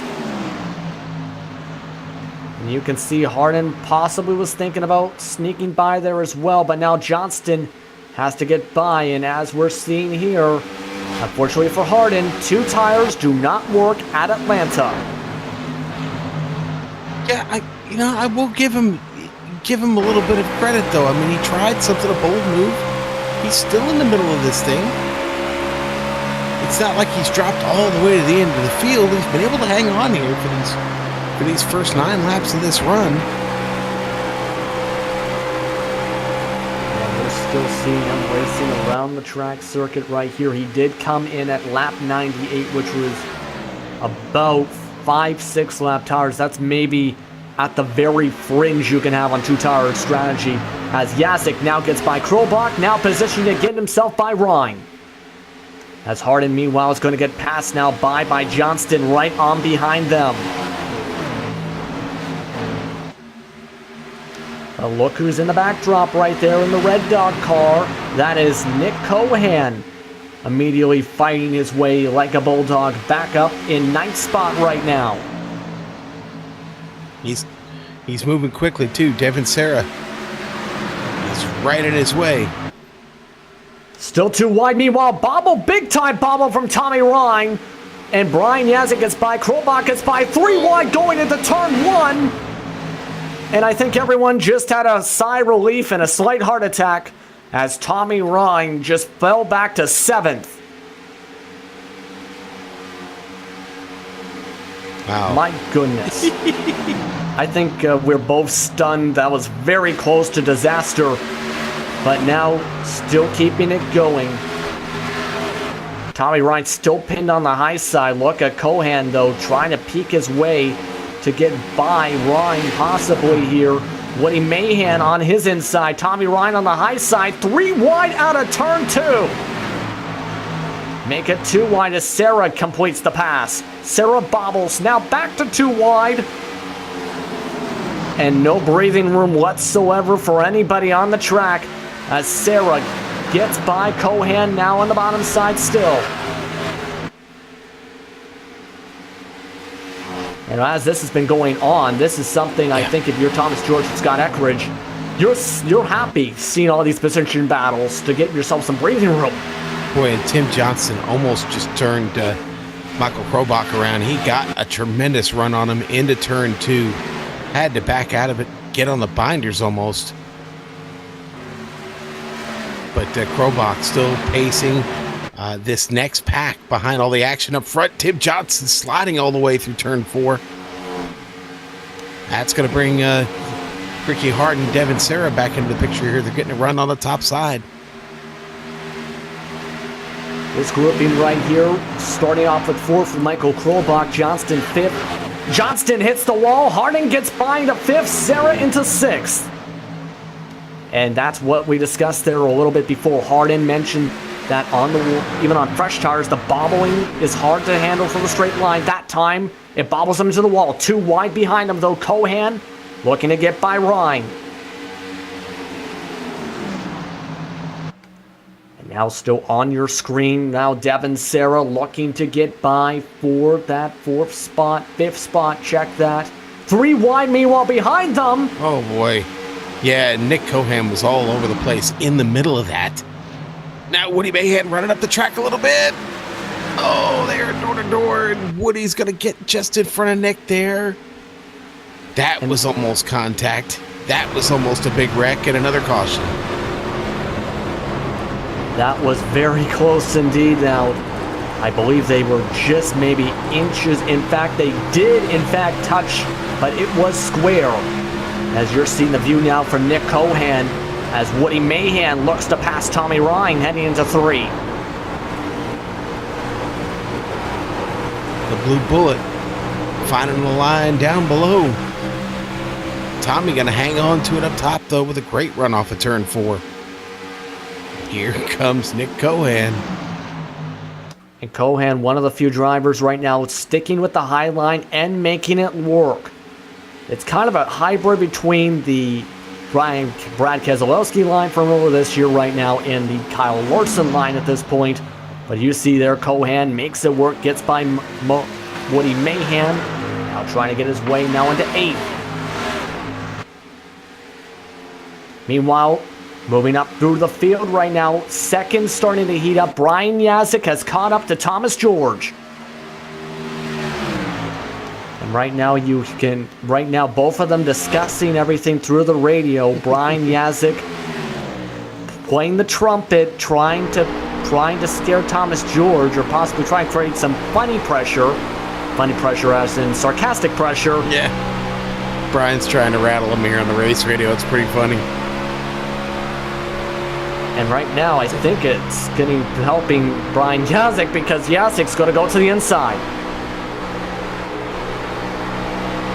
Hey, you know what? I'm going to say it again. Ricky Hardin is still in 5th place, and that 2-tire gamble, it proves to me that maybe late in the race, if you get a caution flag opportunity to position yourself up front, 2 might not be a bad idea. I don't know. We'll see.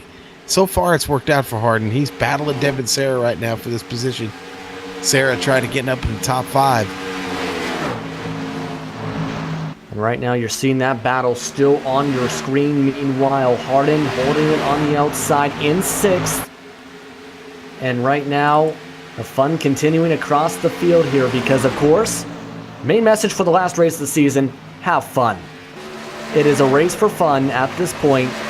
Regardless of where you're at point situation, you just want to relax and have fun and make sure you do not slide around and keep your tempers in check.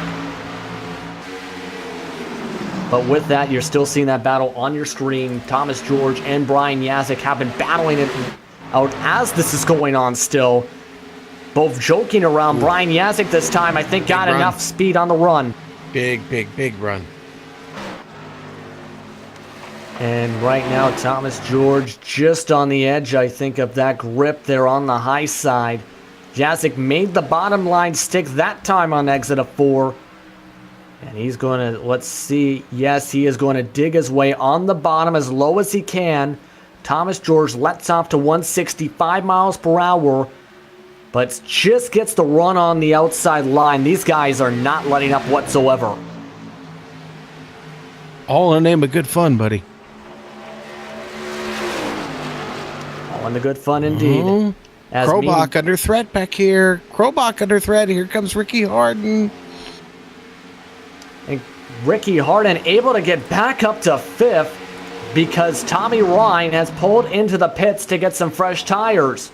So now Ricky Harden is able to make these 2 tires work still.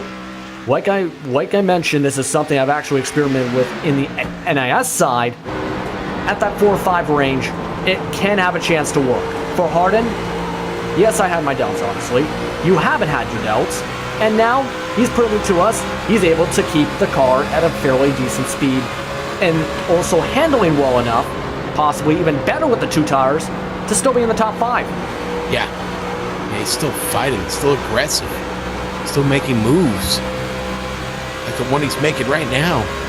Krobach was loose off, down on the inside, loses that momentum, and here comes Ricky Harden. He's back up to 4th. Ricky Harden getting some space now as Krobach drops back. Krobach gets loose on the exit. Tim Johnston hits the wall around in the tri-oval. And we got trouble here as he spins around. No caution yet. No caution flag. Wow.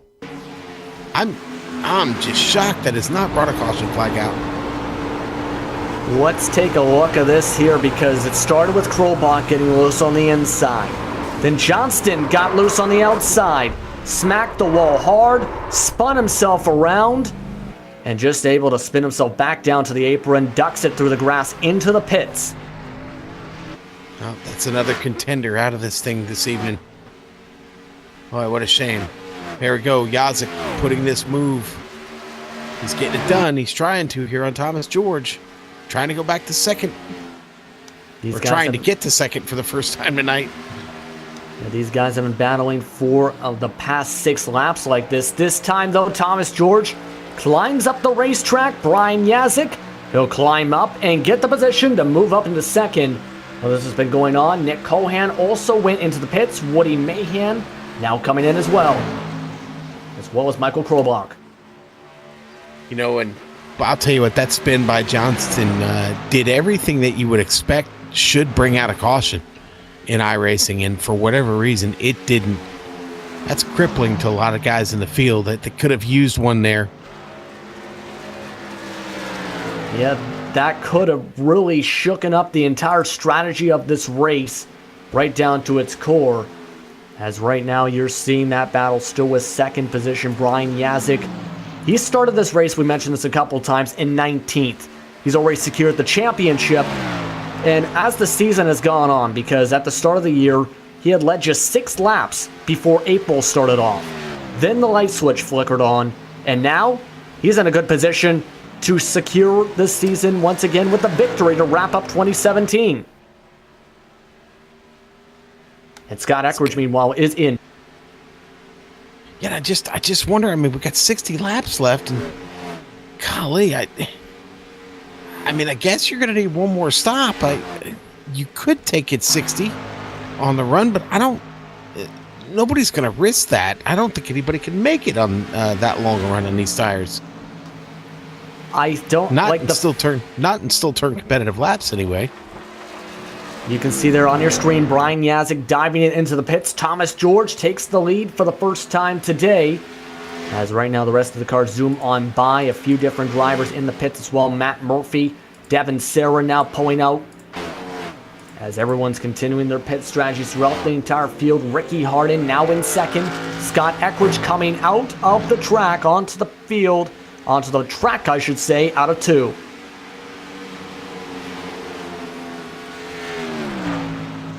And you can see there Devin Serra taking some time as well to get back on the transition, but Scott Eckridge, pardon me, Mr. Director, for having to swing back and forth.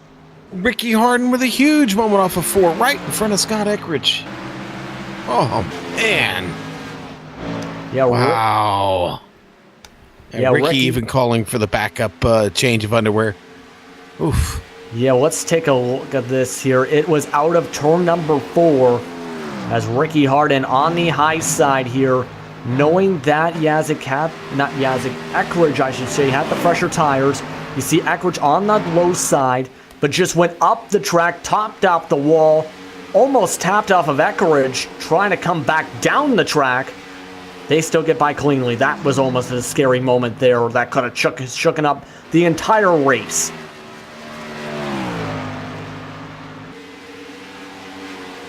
Right now, still Harden in second. 5 cars still needing, 4 cars, I should say, still needing to pit. As Scott Eckridge has just made the pass 4-6 on Tommy Ryan. Thomas George continues to lead throughout this cycle, as right now Michael Krolbach is zooming up fast on him. As right now Scott Eckridge and Tommy Ryan back on the lead lap. Should of note, Krolbach now in 8th on the lead lap once again as well. As pit strategies continue to work themselves out at this point. Troy Haight also on a different strategy along with Devin Cannon. Both of them needing to pit eventually as well. Well, Thomas George, the car we're watching right now. We'll see when he decides to bring his Chevrolet down to the pit lane for his service. 35 laps, working on 36.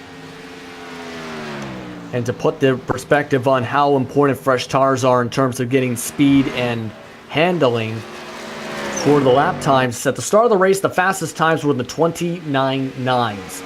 They're running 32 seconds, the cars on the oldest tires on the track right now. Brian Yazik, meanwhile, he'll get by Thomas George on the inside.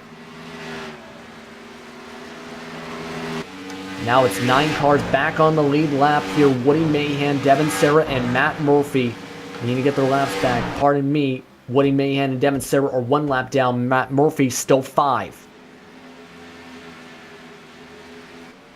Yeah, we got a few drivers just hanging in here, trying to finish this race.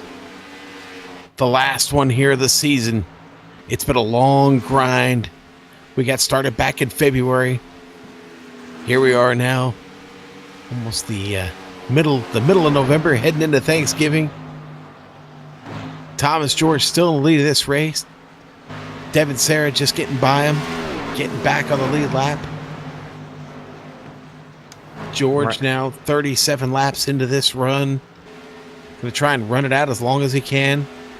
And 53 laps to go across the line here. 53 to go as mentioned there, but George still fighting with this thing, because you've seen that bobble going down to having to go to the bottom of the tri-oval there towards the start and finish line. Possibly the thought of pitting coming across his mind at this point with the car bobbing around. Still a 3.2 second lead over Ricky Harden. And the leader is now coming. Devin Cannon also now coming in, pardon me, as he's going to get himself some fresh Goodyear tires. Troy Haight, Ricky Harden, Thomas George. Cars need to pit. The buffer between George and Eckridge is about 19 seconds.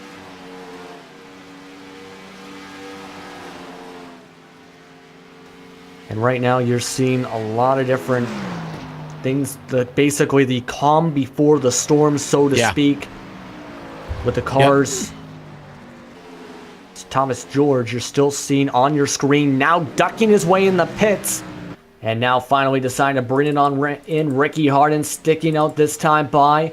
So is Troy Haight. Ricky. Oh, ye of 2 tires. Okay. So Ricky takes 2 at that last caution. Guess what? He started at the lead. He's back in the lead again. Ricky Harden's now led 17 total laps on the night so far, but he's got the thought of A, the final pit stop, and B, Scott Eckridge coming up 12 seconds behind him now. Suggestion from our director that maybe Ricky only takes left side tires this time. And now, right now, as things calm down here, you're seeing on your screen Brian Yazik moves by Tommy Ryan. He's up into the top 5 here. He's 17 seconds back. And about 7 seconds back of Scott Eckridge. Nick Cohan is in virtual position number 2 at this point, as Yazik is just pulling away from that group, based partly, I think, on the tires. Okay, if we can, I want to get a close-up on Ricky Harden's hands coming out of the turn here. Okay, a lot of movement going on with the wheel right now.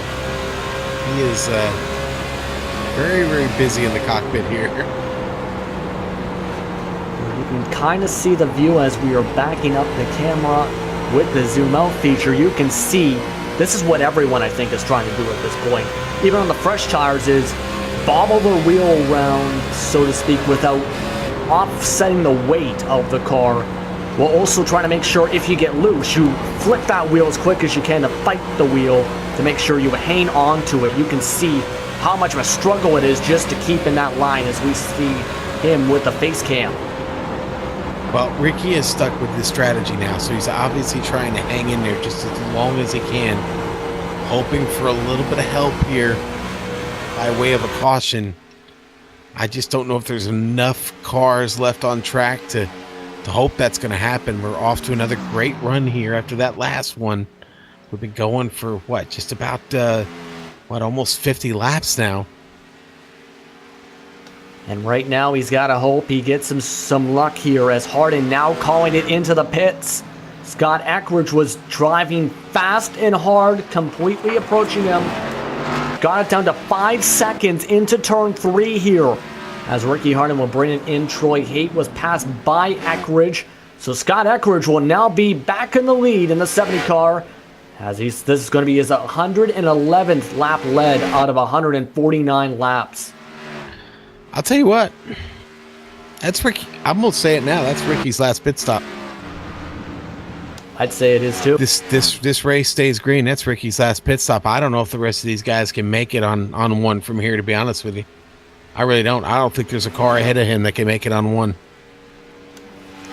It is possible, I think, to make it on fuel. I'm sorry. But the tires are not going to last out. They're probably going to split this up. At about 30 to go, some of these drivers might decide to elect to come into pit. As you see there on your screen, Ricky Harden, the only car a lap down, so he has that going for him. If there is a caution, Brutus will come out and bring him back to the lead lap. Ricky Harden looking to set the world on fire and catch everybody off guard here. It may very well come down to a little bit of strategy here at the end. Yazik closing on him here pretty quick. Yazik right now in second, 5.8 back, as you're seeing him on his own, just getting a lot of clean air essentially. No one even close to him whatsoever in terms of positioning. Nearest car behind him is about 2.4 seconds back. And this is, I think, right here, as you see, in fact, Nick Cohan third, Troy Haight fourth, Michael Krobach rounding out your top 5. Yeah, Cohan in a podium position here. Red Dog is looking to have been a good choice this evening for him. And one thing to note here real quick, Tyler Dalton, who was in an incident earlier on this race, you see him on the apron as the cars pass by. He is back out on track, as he is right now about 54 laps down, but if he can keep this car going and make sure it doesn't blow up, he can possibly move to as high as 13th on the grid right now. Good for Tyler Dalton getting back into this race, man. We just missed Krobach getting by Troy Haight. Krobach up to 4th. We were mentioning Haight possibly having to come in eventually once again, because he is on a slightly different strategy, so to speak, in terms of pit tire strategy. And he is now dropping like a rock. Tommy Ryan and Woody Mahan dive to the inside, and both of them just drive by him like he's staying still. Eckrich making the call to come in and pit. And there it is right there, trying to divide this race up with about 40 laps to go. And Ricky Harden now back on the lead lap, so if Harden could somehow make around the whole race, he might be in the front to the closing laps. So we've seen some exciting finishes here. I think Harden's trying to set this up. Eckrich not coming in here. I think it was just joking with Harden. I don't think so. I think Eckrich may have just missed it. Hold on 1 second, pardon me, Sean, because Nick Cohan almost lost it in turns 3 and 4. Clipping the apron, in fact, having to save it. That's going to lose him a ton of time. Let's take a look at the replay. You see here Cohan possibly was thinking of that exact same idea, but clipping the apron in the apex of the corner, and he's going to end up losing a few positions because of it. Krolbach now moves up to 3rd. Devin Serra looking to move up into 4th. Now you can see the tire wear now becoming a major factor. He's down to 32 seconds a lap right now. Struggling the past couple laps in a row.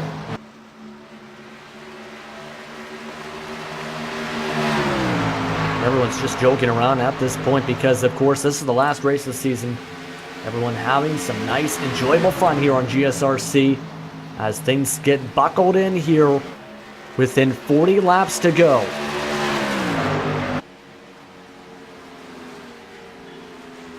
Right now, looking at your screen, still Devin Serra looking to position himself to get by Michael Krolbach now. As Devin Serra dives to the inside, Krolbach way up the track. And Serra dives it in this time by. No, Serra, in fact, bobbling, still bobbling, in fact. Krolbach's going to keep the spot, fighting for it still. As he's going to keep it up on the high side. Boy, oh boy. Serra got those 2 left side tires right down on the white line. And now he's finally gone by for 3rd spot. Cohan looking to recover from the situations before, running the 32 flat last time by. Still also having to hold off Woody Mahan though, as Cohan has to dive big time loose out of turn 2. Yeah, he was. Woody right there to pick it up too. Woody gets himself into 5th. The Blue Bullet still running, still looking good. That Ford. That Ford's been really good tonight, man. Hats off to Woody Mahan. Big run here in the final race of the season. Hollywood getting it done in the Blue Bullet. Making a run at Krolbach now. Now looking at your screen here, Woody Mahan waiting to get a run here. You see him closing up that time, laying off slightly earlier than Krolbach. As Krolbach rides up the track, Mahan keeps it on the low side. Great exit this time. You see him there trying to use the draft to position himself to dive it into turn 1. Does exactly that. And he's going to try and hold on to it. Able to do so with the slide job, and that's going to move him to 4th.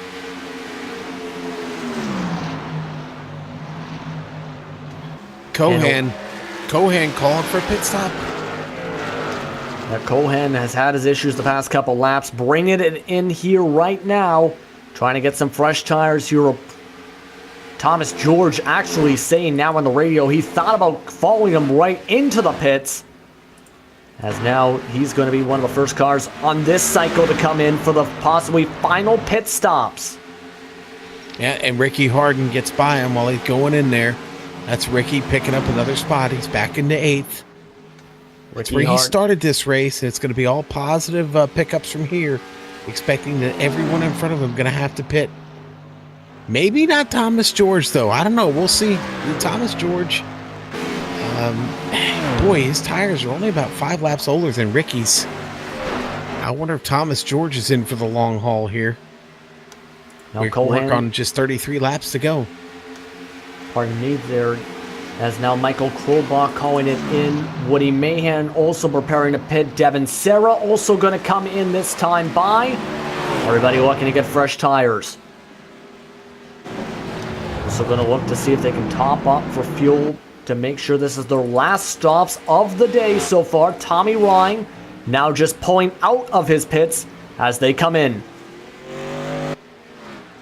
Now to get back to Harden though, one thing I decided to check on in case of this possibility, you're mentioning trying to stretch to 60 laps of fuel. In practice, one of the first runs he did was a full run on fuel. He lasted 64 laps. Yep. So right. he is possibly trying to run this to the draw until it's empty here. Yep. Little unacceptable strategy. Always trying to do something a little sneaky, always looking for a little edge, maybe try something a little bit different. That's the way those boys roll.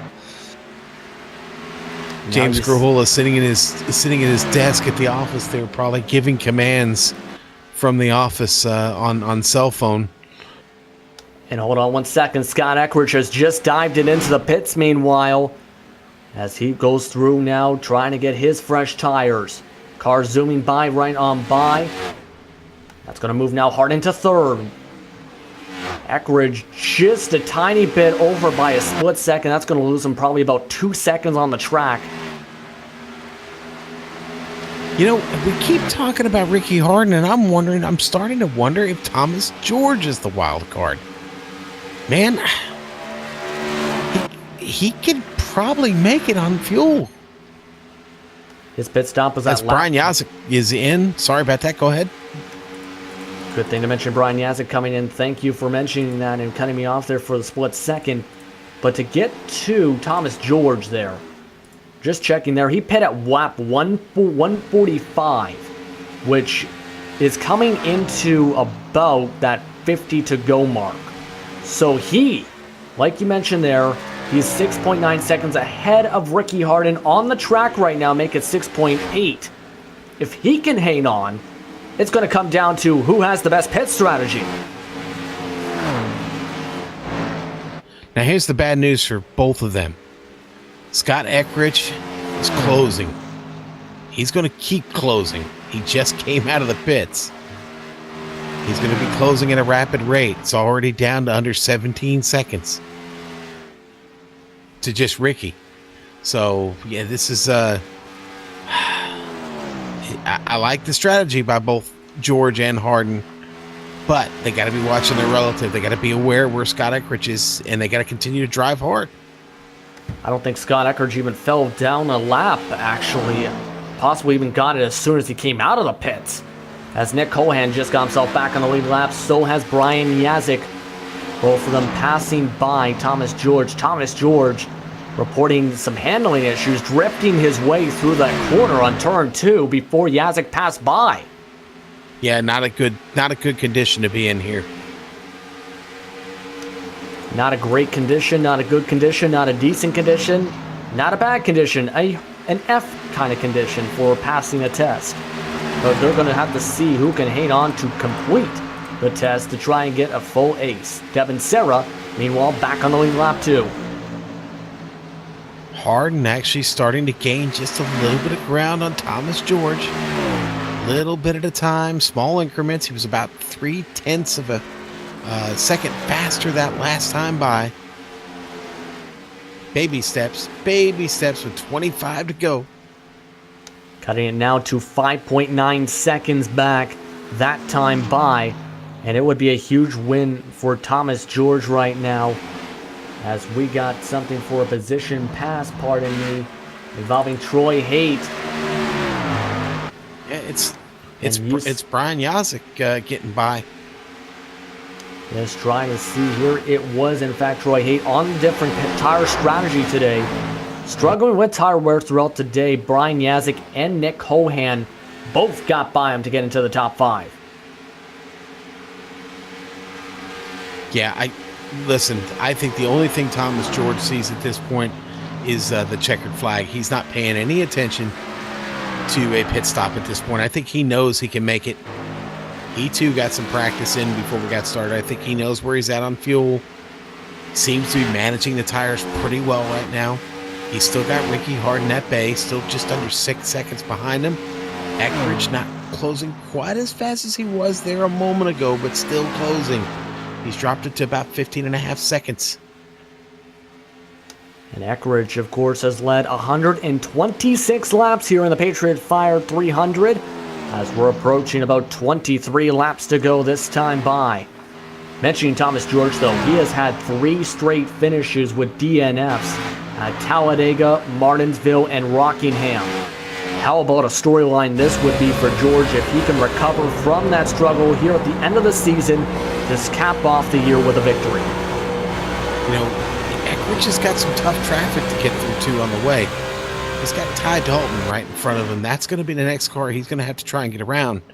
Now Tyler not on the same lap at this point, but well, man, you know what? Tyler is many laps down. I think Tyler will probably move out of the way, try not to hold him up. That'll probably be the play there by Tyler. Tyler going to stay up the track and let Eckridge go. So not going to slow him down or break his line or momentum at all. Smart move right there as Eckridge moves by, still in third, 6 seconds back of Ricky Harden. Thomas George, though, continuing to fight his car up front. Almost smacked the wall at a turn 4 a lap ago, as he is down to just 5.4 seconds. You can see that car fishtailing and drifting throughout the entire turn. Able to just hang on to it right there, getting the decent exit still there. But Harden's in the same situation. Both of them are going to have a hard time stopping Eckridge once he gets up to them. Yeah. I think Eckridge knew a little something, kind of expected they may try that. And he stayed out just long enough to put himself in position to make it up in time. Seems like it might have been very, very well calculated by him. He's still got to get there, though.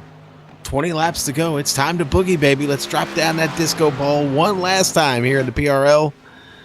Here in Atlanta. Let's boogie, baby. Yep, let's set that boogie, that dance floor up right in the middle of the tri-oval, why don't we, where the grass is. As now you can see Harden still in that second spot. One thing to note, Woody Mahan has had a disconnection issue, as he is now off the track. He was in 10th. That's a shame. At the time. Yeah. That's a tough break there for Woody. The blue bullet was good tonight, man. It was good. Just one tiny little door slam for the most part through 3 and 4. That's the only contact really he's had all night here. As Devin Serra, we look at him right now in 6th. 1.4 seconds ahead of him is Nick Cohan trying to hold off Tommy Ryan is Serra, as you're seeing. Looking on board now with Tommy Ryan on his roof cam. Both of these cars trying to work their way through here on the bottom side. Both of them, everyone really, I should say, has had their fair share of bobbles and looseness off these corners. And Serra right now trying to hold off the charging Ryan. Yeah, no one's been safe from this 110-degree track tonight. No one. Not one of these drivers. Tell you what, Eckridge, though, has reeled in our old buddy Ricky Harden. It's over. Here we go. Ricky asking Scott if he wants him to get loose right there. And now Scott Eckridge is moving into second as that goes on. And Scott Eckridge says, please don't. Or don't please, I should say. But now it's going to be the Thomas George and Scott Eckridge show.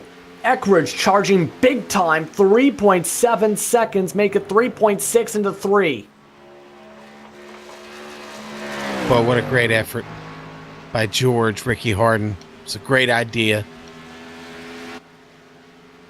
And in fact, if Eckridge wasn't so darn good, they might have pulled that off. Yeah, it's about a 1.5 seconds difference between the two cars right now. It's going to be very difficult for George to stop Eckridge here, as Eckridge is down to 2 seconds. Look through the back door right there. George possibly looking through his back mirror. 15 laps to go here from Atlanta.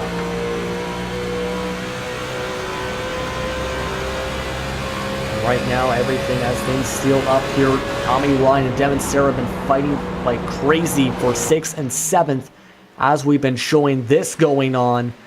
They've been going back and forth positions on the track. Everyone trying to seal up the final race of the season here for the Patriot Fire Cup Series. Thomas George fighting his Chevrolet right now. It's awful loose, awful squirrely. Eckrich now closed him up. Got him to half a second here at the line. Eckrich probably going to take that over now. And look at this, Thomas George on the higher line in the middle of the track. Eckrich on the bottom. Eckrich on the fresher tire zooms on by. And Scott Eckrich takes the lead with 13 laps to go. That might be the move of the race for the win. Eckrich going back to where he's been so comfortable all night. Tell you what, though, Ricky Harden now he's got Yazik closing in on him. Yazik the faster car by about a second. He's got time to get there. He's just under 5 seconds. Looking across the track here, Brian Yazik in that 4th spot, as you mentioned. 9.2 seconds back right now of his teammate and Scott Eckrich. Of course, the 2017 Patriot Fire Cup Series champion, looking to finish off the year once again with another top 3. As we still look across the track, everyone's spacing themselves out across the track at this point. Nick Cohan is in 5th spot at the moment, while Tommy Ryan sits in 6th. A lap car separates the two of them at the moment. 2 lap cars, actually. Well, Devin Serra, he has fallen off the map in the past few laps in 7th spot. In 8th at the moment here as we approach 10 to go. Michael Trobach sits in 8th. Troy Haight rounds out the lead lap in 9th. And Devin Serra is 5 laps down as we're down to 10 to go, Sean. I'm still keeping an eye on Ricky. You know what, man? He is struggling mightily right now. He's just struggling so hard. Yazik continues to reel him in, but he can't seem to get there. Ricky has got a chance to stay on the podium here. You just keep it within the white lines here. He's got a shot. 9 laps to go here across the line, and Yazik comes on the radio here. Kitty, kitty, kitty, kitty. Here, kitty, kitty. Oh boy, the banter between these two over the next several laps is going to be fun. We'll relay as much of it to you as we can. But Yazik is really digging here. You see him there on the straightaway. I'm curious to pardon Go me. ahead. No, go ahead, I was buddy. going to say I'm curious to see how the hands are for Yazik in comparison to Harden, because you see Harden trying to hold on to it there. Of course, Yazik's on fresher tires at this moment as we see him. Here's the difference. Nice, smooth, calm, composed, not really flicking the wheels so much as Harden has been on the more worn-out tires. That is the difference between in terms of not with just tires, in terms of driving styles. Yeah. Right, Yazik just got a better handling car right now, period. The big difference, they're separated by 17 laps on the tires, and boy, Ricky, like I said, he's just working so hard to just hang on to it. He's not in any position to fight for a spot on this track. It's all about just hanging on. Oh no, we got him wrecking on the front stretch. And it is Matt Murphy who is around, but he is still going and rolling, going to the apron. No caution on this one. That could have made everything a whole lot interesting. And Matt Murphy from Murphy Motorsports here. We'll see here bobbing into the wall. We've seen it a couple times today. This time, not spinning it out whatsoever. Lost the hood and the front nose on that machine. Cohan under attack from Tommy Ryan. And now looking on that screen right there, Tommy Ryan on the inside trying to move into 5th with 6 laps to go in the Patriot Fire 300. Ryan on the inside once again, still trying to get some side draft possibly to drag Cohan back on the entry. Got a little bit on the apron, I think, actually, as Ryan slides it in off of 4, has to slide back in behind Cohan. And Yazik gets by Thomas George while that's going on. Yazik up to 2nd place. We can actually catch a replay here real quick of Yazik passing George. We'll see the difference between tires once again. Thomas George, the elder of the two cars, trying to do strategy-wise. You see Yazik in the white and blue car. And then, of course, Thomas George in the black Snap-on machine. Just standing still, drove right by him, similar to Ricky Harden's situation. And now he's 9.1 seconds back here in second. But for Scott Eckridge, with 4 laps to go, it's going to be all but his race secured at this point. He just has to make sure he makes no mistakes here as he drives behind Troy Haight. 3 laps to go this time by. You see him there, Scott Eckridge, having a great year overall, running a part-time schedule, 16 starts on the year coming into tonight. And even with those 16 starts, still was 15th in points tonight. Coming in, securing victories overall at tracks including Infineon, at Auto Club, and at various tracks, Las Vegas, Iowa, picking up as many races as he could in a part-time schedule. And now with 2 laps to go, he is just moments away from securing it. And now, if you heard in the backdrop, the car blowing up there was Matt Murphy. As Matt Murphy's days now is done, he'll finish off in 11th in this one. He is out of harm's way. He almost made it, man. Almost does not cut it, unfortunately, in some situations. Regardless, he's still in 11th. And Cohan and Tommy Ryan still fighting for this 5th spot. They do not want to give up those spots, but for Scott Eckridge, he is just about 25 seconds away from securing a victory in this one. As he gets a decent exit. I'm sorry, that was Tommy Ryan losing it off of turn 4, trying to make a move on Cohan. Cohan and Ryan still moving on, but you're still sticking with Eckridge as he rolls out of turns 3 and 4. And Scott Eckridge will finish off the year with a victory with the Patriot Fire 300. Yazik going to come across the line in 2nd. And Thomas George now in 3rd right now, coming across the line, bobbing it around. Ricky Harden, I think he possibly slapped into the wall, still finishes 4th. Nick Cohan in 5th. Tommy Ryan 6th. Devin Serra 7th. Michael Krolbach with the top 10. Wow. Yeah, Ricky tried to knock the wall down on that last lap. It was actually it was Devin Cannon that got behind him to help him out and straighten him out so he could finish the lap. And as you see Scott Eckridge preparing for the burnout, we're going to take a very short commercial break here on GSRC. You've been watching some exciting action for the Patriot Fire 300 to finish off the year for the Patriot Fire Cup Series. We'll be back in a few moments.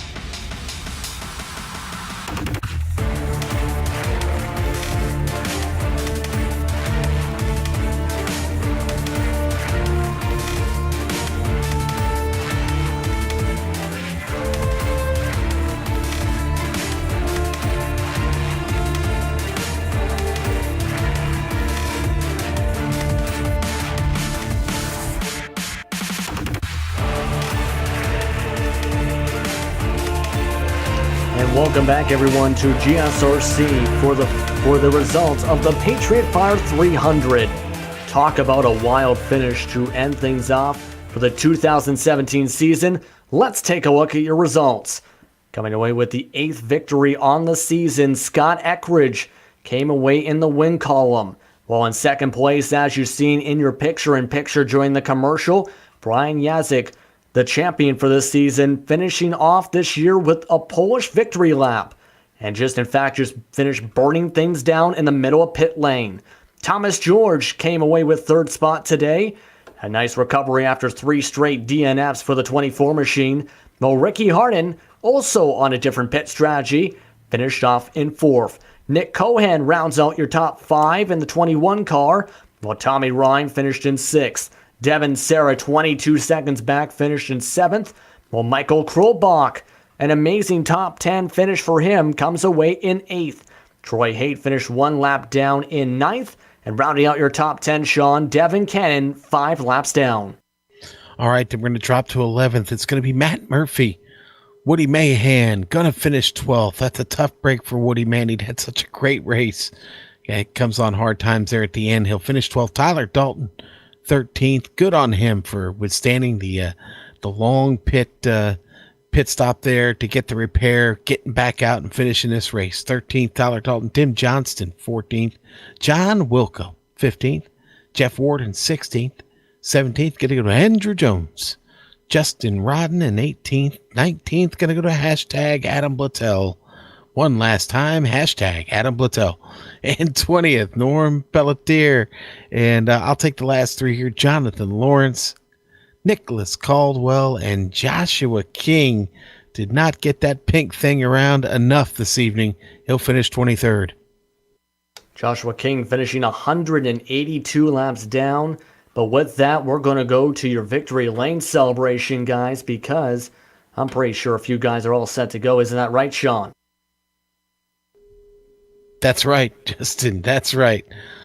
Hang on just a second here. We're going to actually talk, I believe, there we go. Brian there he is, Yazik Brian Yazik. First. Brian Yazik, of course, who had secured the championship last week, coming away with a strong second-place finish here in the 55 car. How are you feeling after finishing second and completing your Polish victory lap and multiple burnouts? Oh, yeah, we're having fun. We're blowing off some steam there at the end of her, and, my Polish heritage would appreciate the good old-fashioned quickie Polish victory lap, so we were, we were doing all right there. And how was it to handle the track out there? Because for a lot of drivers, the way they define it was loose. How was it for you? I mean, I described it beforehand, kind of like dog crap in the hot summer, that kind of slick slide. And that's pretty much how it felt. But as some rubber laid down and some heat got into the track, it actually made things all right. And I actually felt towards the end there, it tightened up just a little bit. So that wasn't all right, that wasn't bad. But, with our HPP simulation Ford Fusion, we, I don't know, we started out back for the fun of it. And then I was doomed with that pit stall all night, and because it sits right on the start-finish line. And if you're unfamiliar, if you overshoot that pit stall, you get a black flag, and you can't ever clear it, and you're pretty much dead. So every pit stop, I had to go in there as easy as I could to make it work. But no, all in all, it was fun as the night progressed, and we kind of figured out how we wanted to run. It probably took, me probably about 80 laps to kind of figure out how I wanted to do it, and the way that kind of saved the right rear on it, because that was king. If you burnt the right rear off, you were dead. Yeah, we've seen that case with a few different drivers today. Hey, before we let you go, is there anything that is on your mind, especially with the off-season now starting off with the drop of the checker flag, that you would like to discuss with us? No, we've had fun in 2 years here in PRL in its current state. Kyle over at Championship Esport Association He's got some plans for it. He's gonna take it and run.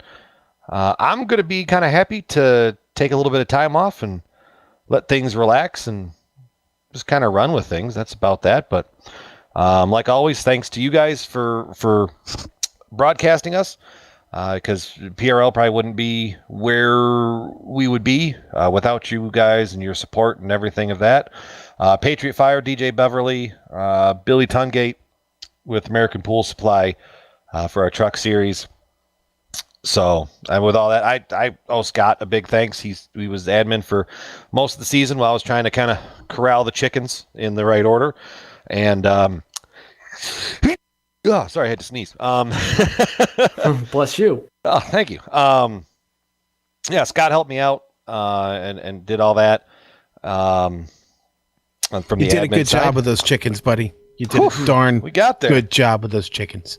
We tried, but yeah, I know you guys are probably trying to get me out of here because it's been a long race. But so yeah, personally, thanks to HVP Simulation, we were able to bring them 2 championships this year and 2 championships for Loud Pedal Motorsports, 3 if you count Jeff Ward's Grand National Championship. So that's a pretty successful year. If you're not paying attention on Facebook, we're going Lionheart Racing next year. So Loud Pedal Motorsports is making the move over to Indy cars. I get to finally rip these damn rookie stripes off. That's kind of cool. So if I come back and run Cup, but yeah, HPP Simulation, Amsoil, Adam Littell, SimRacing Apps, Outlier Miner Supply, Clipping That Apex, everybody that keeps the logos on the car and keeps them looking nice and shiny and fast. Thank you very much for your time, Brian. Congratulations on the second place finish. And once again, congratulations on being the 2017 Patriot Fire Cup Series champion. And now, Scott Eckridge, after throwing a party in Victory Lane, is now set to talk with Sean Ambrose. Sean? Scott, congratulations, buddy, on another big victory. Tell us about it, man. Brutus I'm going to warn you, Brutus is trying to storm the booth here. Oh, 10-4. somebody get that dog under control. No, tonight was a lot of work. It was a crazy night trying to hang on to that car. It wanted to kill you from pretty much the second lap to the lap you pitted, and we just tried our best to keep that sucker straight and short pit as much as we could to keep the goat on the tires. So we didn't end up with one of those people that ended up in the wall. Yeah, right now, as you've seen here with, well, a lot of the stuff, I should say, with the race right now, as right now Brutus is playing around with Sean on how, you mentioned the difficulty of managing throughout the entire race here. Basically, how was it to try and make sure you were on the right strategy for this race? And because we've seen, for example, Ricky Hart and Thomas George on the last stretch switch things up. Yeah, we were trying to figure that out in practice a little bit, just what strategies, and we figured, somewhere in between that 30 and 35 mark was probably going to be the best thing to do, just by looking at where the fall off was landing, and we pretty much confirmed that with that first long green flag run that we got. So it was very fortunate that we got that run to let us know exactly where we wanted to go with our strategy there. Okay, and as well, a few more quick questions here, because of course now with this victory, this is now your 8th victory of the season as well. On essentially a part-time schedule with 17 races completed now on the season. How hard was it essentially in some cases to jump in and basically be contender right out of the starting gate? I know you're also the all-time leader for victories for the Patriot for the Premier Racing League, but it also was a situation where it's hard to jump in with not as much momentum coming in. Yeah, I mean, part of our part-time schedule here is we were doing some other things, and so we were keeping busy running the GN series, keeping our skills up to par. So, I mean, I didn't really feel like we were coming in completely blind at any of these tracks. Obviously a track like this is going to prevent the biggest challenge, but I had been running for the last few weeks, so it wasn't really too bad. It's just obviously practice is king, but you keep up with it. Everything seems to come back to you pretty fast. And now, real quick here, before things wrap up, what is on your mind before we wrap things up with you, Mike, my dear sir? I mean, I would just like to thank, all of Loud Putter Motorsports for this great year in PRL, and especially to Brian for bringing home the championship for LPM. That's huge. We set out, to have this team. Brian and Mike created this team to, come bring home the PRL championship. So we did that, and that's all we were really looking to do. Everyone that was involved in that whole venture, just really thanks. Thanks to you guys at GSRC for broadcasting us this whole year, sticking with us. It's been a joy to watch all these races after, and everyone at PRL on the admin team that kept this thing going all year long, and hopefully to Kyle Barnes for next year for whipping this thing back into shape and making it great again for next year. Thank you very much for the time, Scott. Scott Eckridge, your winner for today. And all right, now we're going to catch up with Thomas George, who had a tremendous race. Thomas George, a little bit of strategy there at the end. We were all talking about Ricky Harden and what a great strategy he had. And then we look up and realize, you know what? Thomas George running the same strategy here. And you also end up fifth in points. Overall, you come up 2 spots to finish fifth in points. This has been a great evening for you, Thomas. How you feeling right now, buddy? Tired and still trying to figure out how to win one of these things. Yeah, I think a win would have maybe made the night a little sweeter. I personally, I thought it was a great strategy. Eckridge he was being Eckridge again there at the end. Yeah, it's funny how that works. Might have a shot to win one of these things if he ever stops racing. I don't know what he's got. He's got something. I got to figure it out. But can't complain. It's a good night. Good way to end the season. Definitely had some wins slip away. I could think of 3 or 4 off my head. But that's racing. Just you keep fighting. That's all you can do. Yeah, it's true. Now listen. This shouldn't go without saying, through this season, you had 19 top 10s and you had 11 top 5s. That's consistency. That got you the top 5 in points.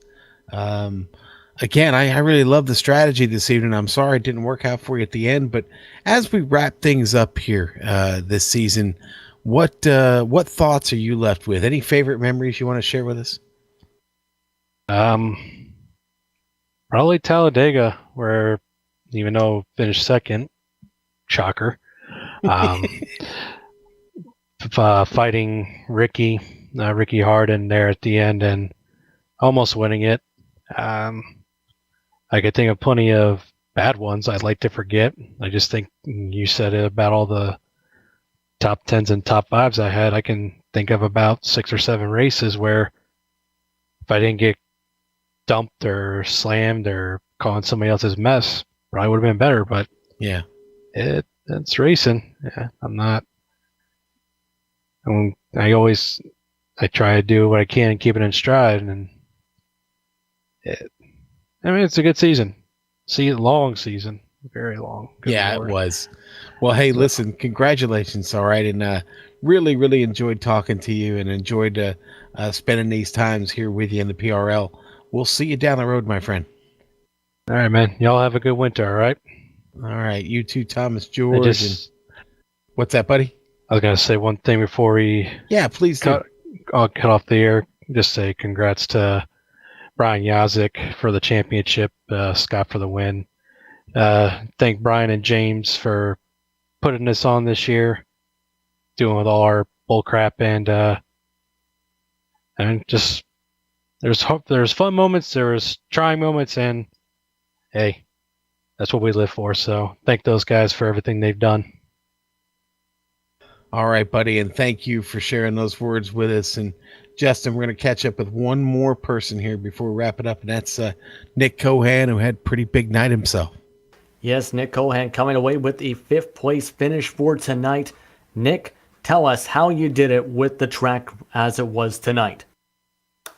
Oh man, I don't know. I'm really worn out from that one. That was was a hard fought race, and strategy was just all over the place with everybody, and it made it really fun out there. And just didn't have it towards the end. In the beginning of the race, the track just was just worked out good for my driving style, but it changed throughout the race, and by the end there, it just, in the long runs, I just couldn't hold on as good as everybody else. So I think we would have had a shot at a top 3 if the track had stayed more towards the beginning there, but I'll take 5th.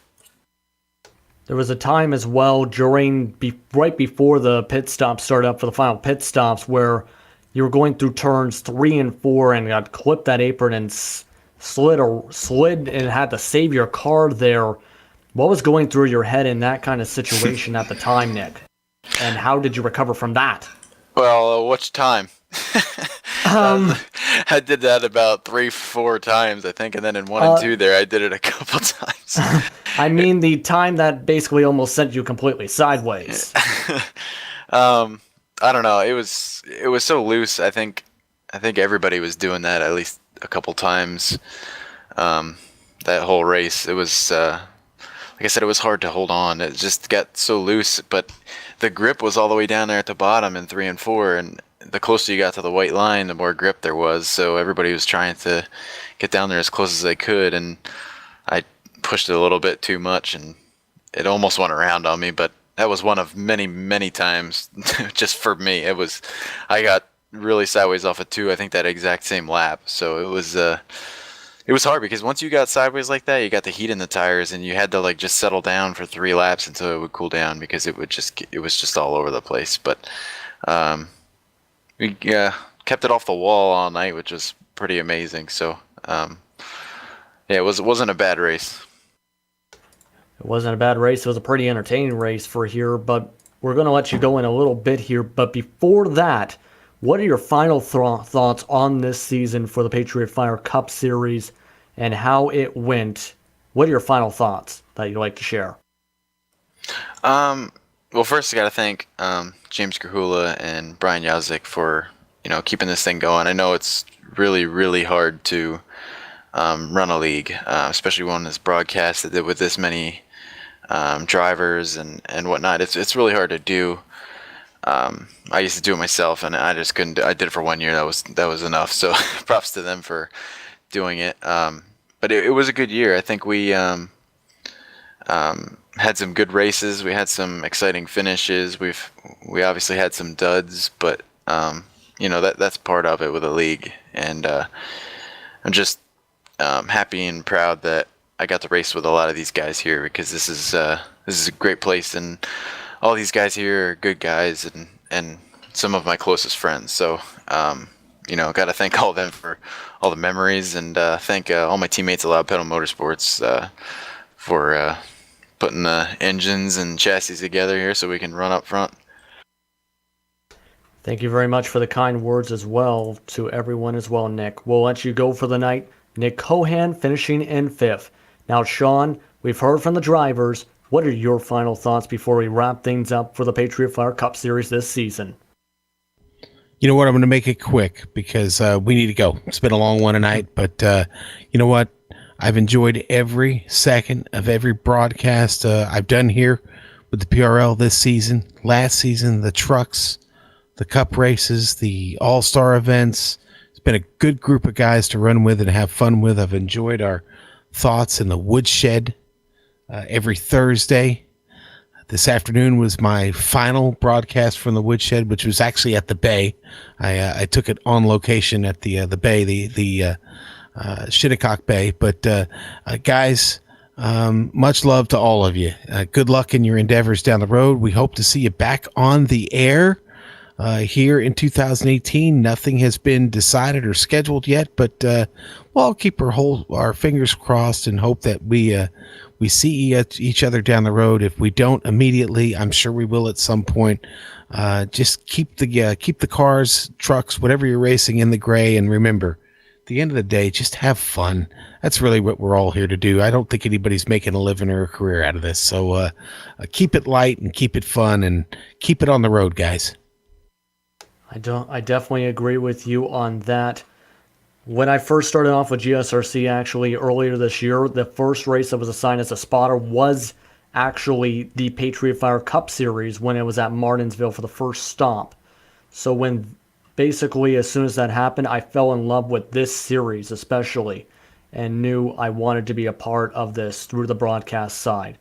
So it has definitely been a great year, especially, and it was a dream come true for part of me with my experience here with GSRC to be assigned to the Patriot Fire Cup Series. It has been some great racing. We've seen some great action and a lot of different races and a lot of different friends made along the way throughout the season. Sean, thank you very much for joining me, and thank you very much for being a part of this ride with me as well. Now, one thing to note, the Championship Esport Association, which was mentioned by Brian Yazik, is the new owners of the Premier Racing League officially as of the checkered flag, as they will be holding winter events throughout this off-season. As mentioned by Sean, negotiations are still underway. We will let you know at the soonest what is going on with that situation. But with that in mind, it's time to wrap things up finally, Sean, because we have to get going and we have to get on our treadmills. We'd like to thank you, the fans, for tuning into these broadcasts here on GSRC, as well as the drivers and organizers for coming out here tonight and putting on one of the best finishes of a season you can imagine at a very historic track like this. We'd also like to thank the companies that provide our software and hardware for our broadcast listed here on the screen. Additional thanks also go to Eric Elcombe and Casey Lalonde to provide our wonderful music. See the screen to find out how to get a hold of more of their great work. We also thank the team today of myself, Sean, and Amjad, as well as Dougie Beard. And if you'd like to find out more about GSRC, including our upcoming races, you can find it at theglobalsimracingchannel.com. Or check out our social media on Twitter at GSR Channel or at Facebook at Global Sim Racing Channel. We also have a lot of upcoming races for our other series as November continues to kick on. So check those out and make sure to mark those down on your calendar. For Sean Ambrose and Amjad Yamid, we'd like to wish you until next time, race clean, race hard, and we'll see you on the track.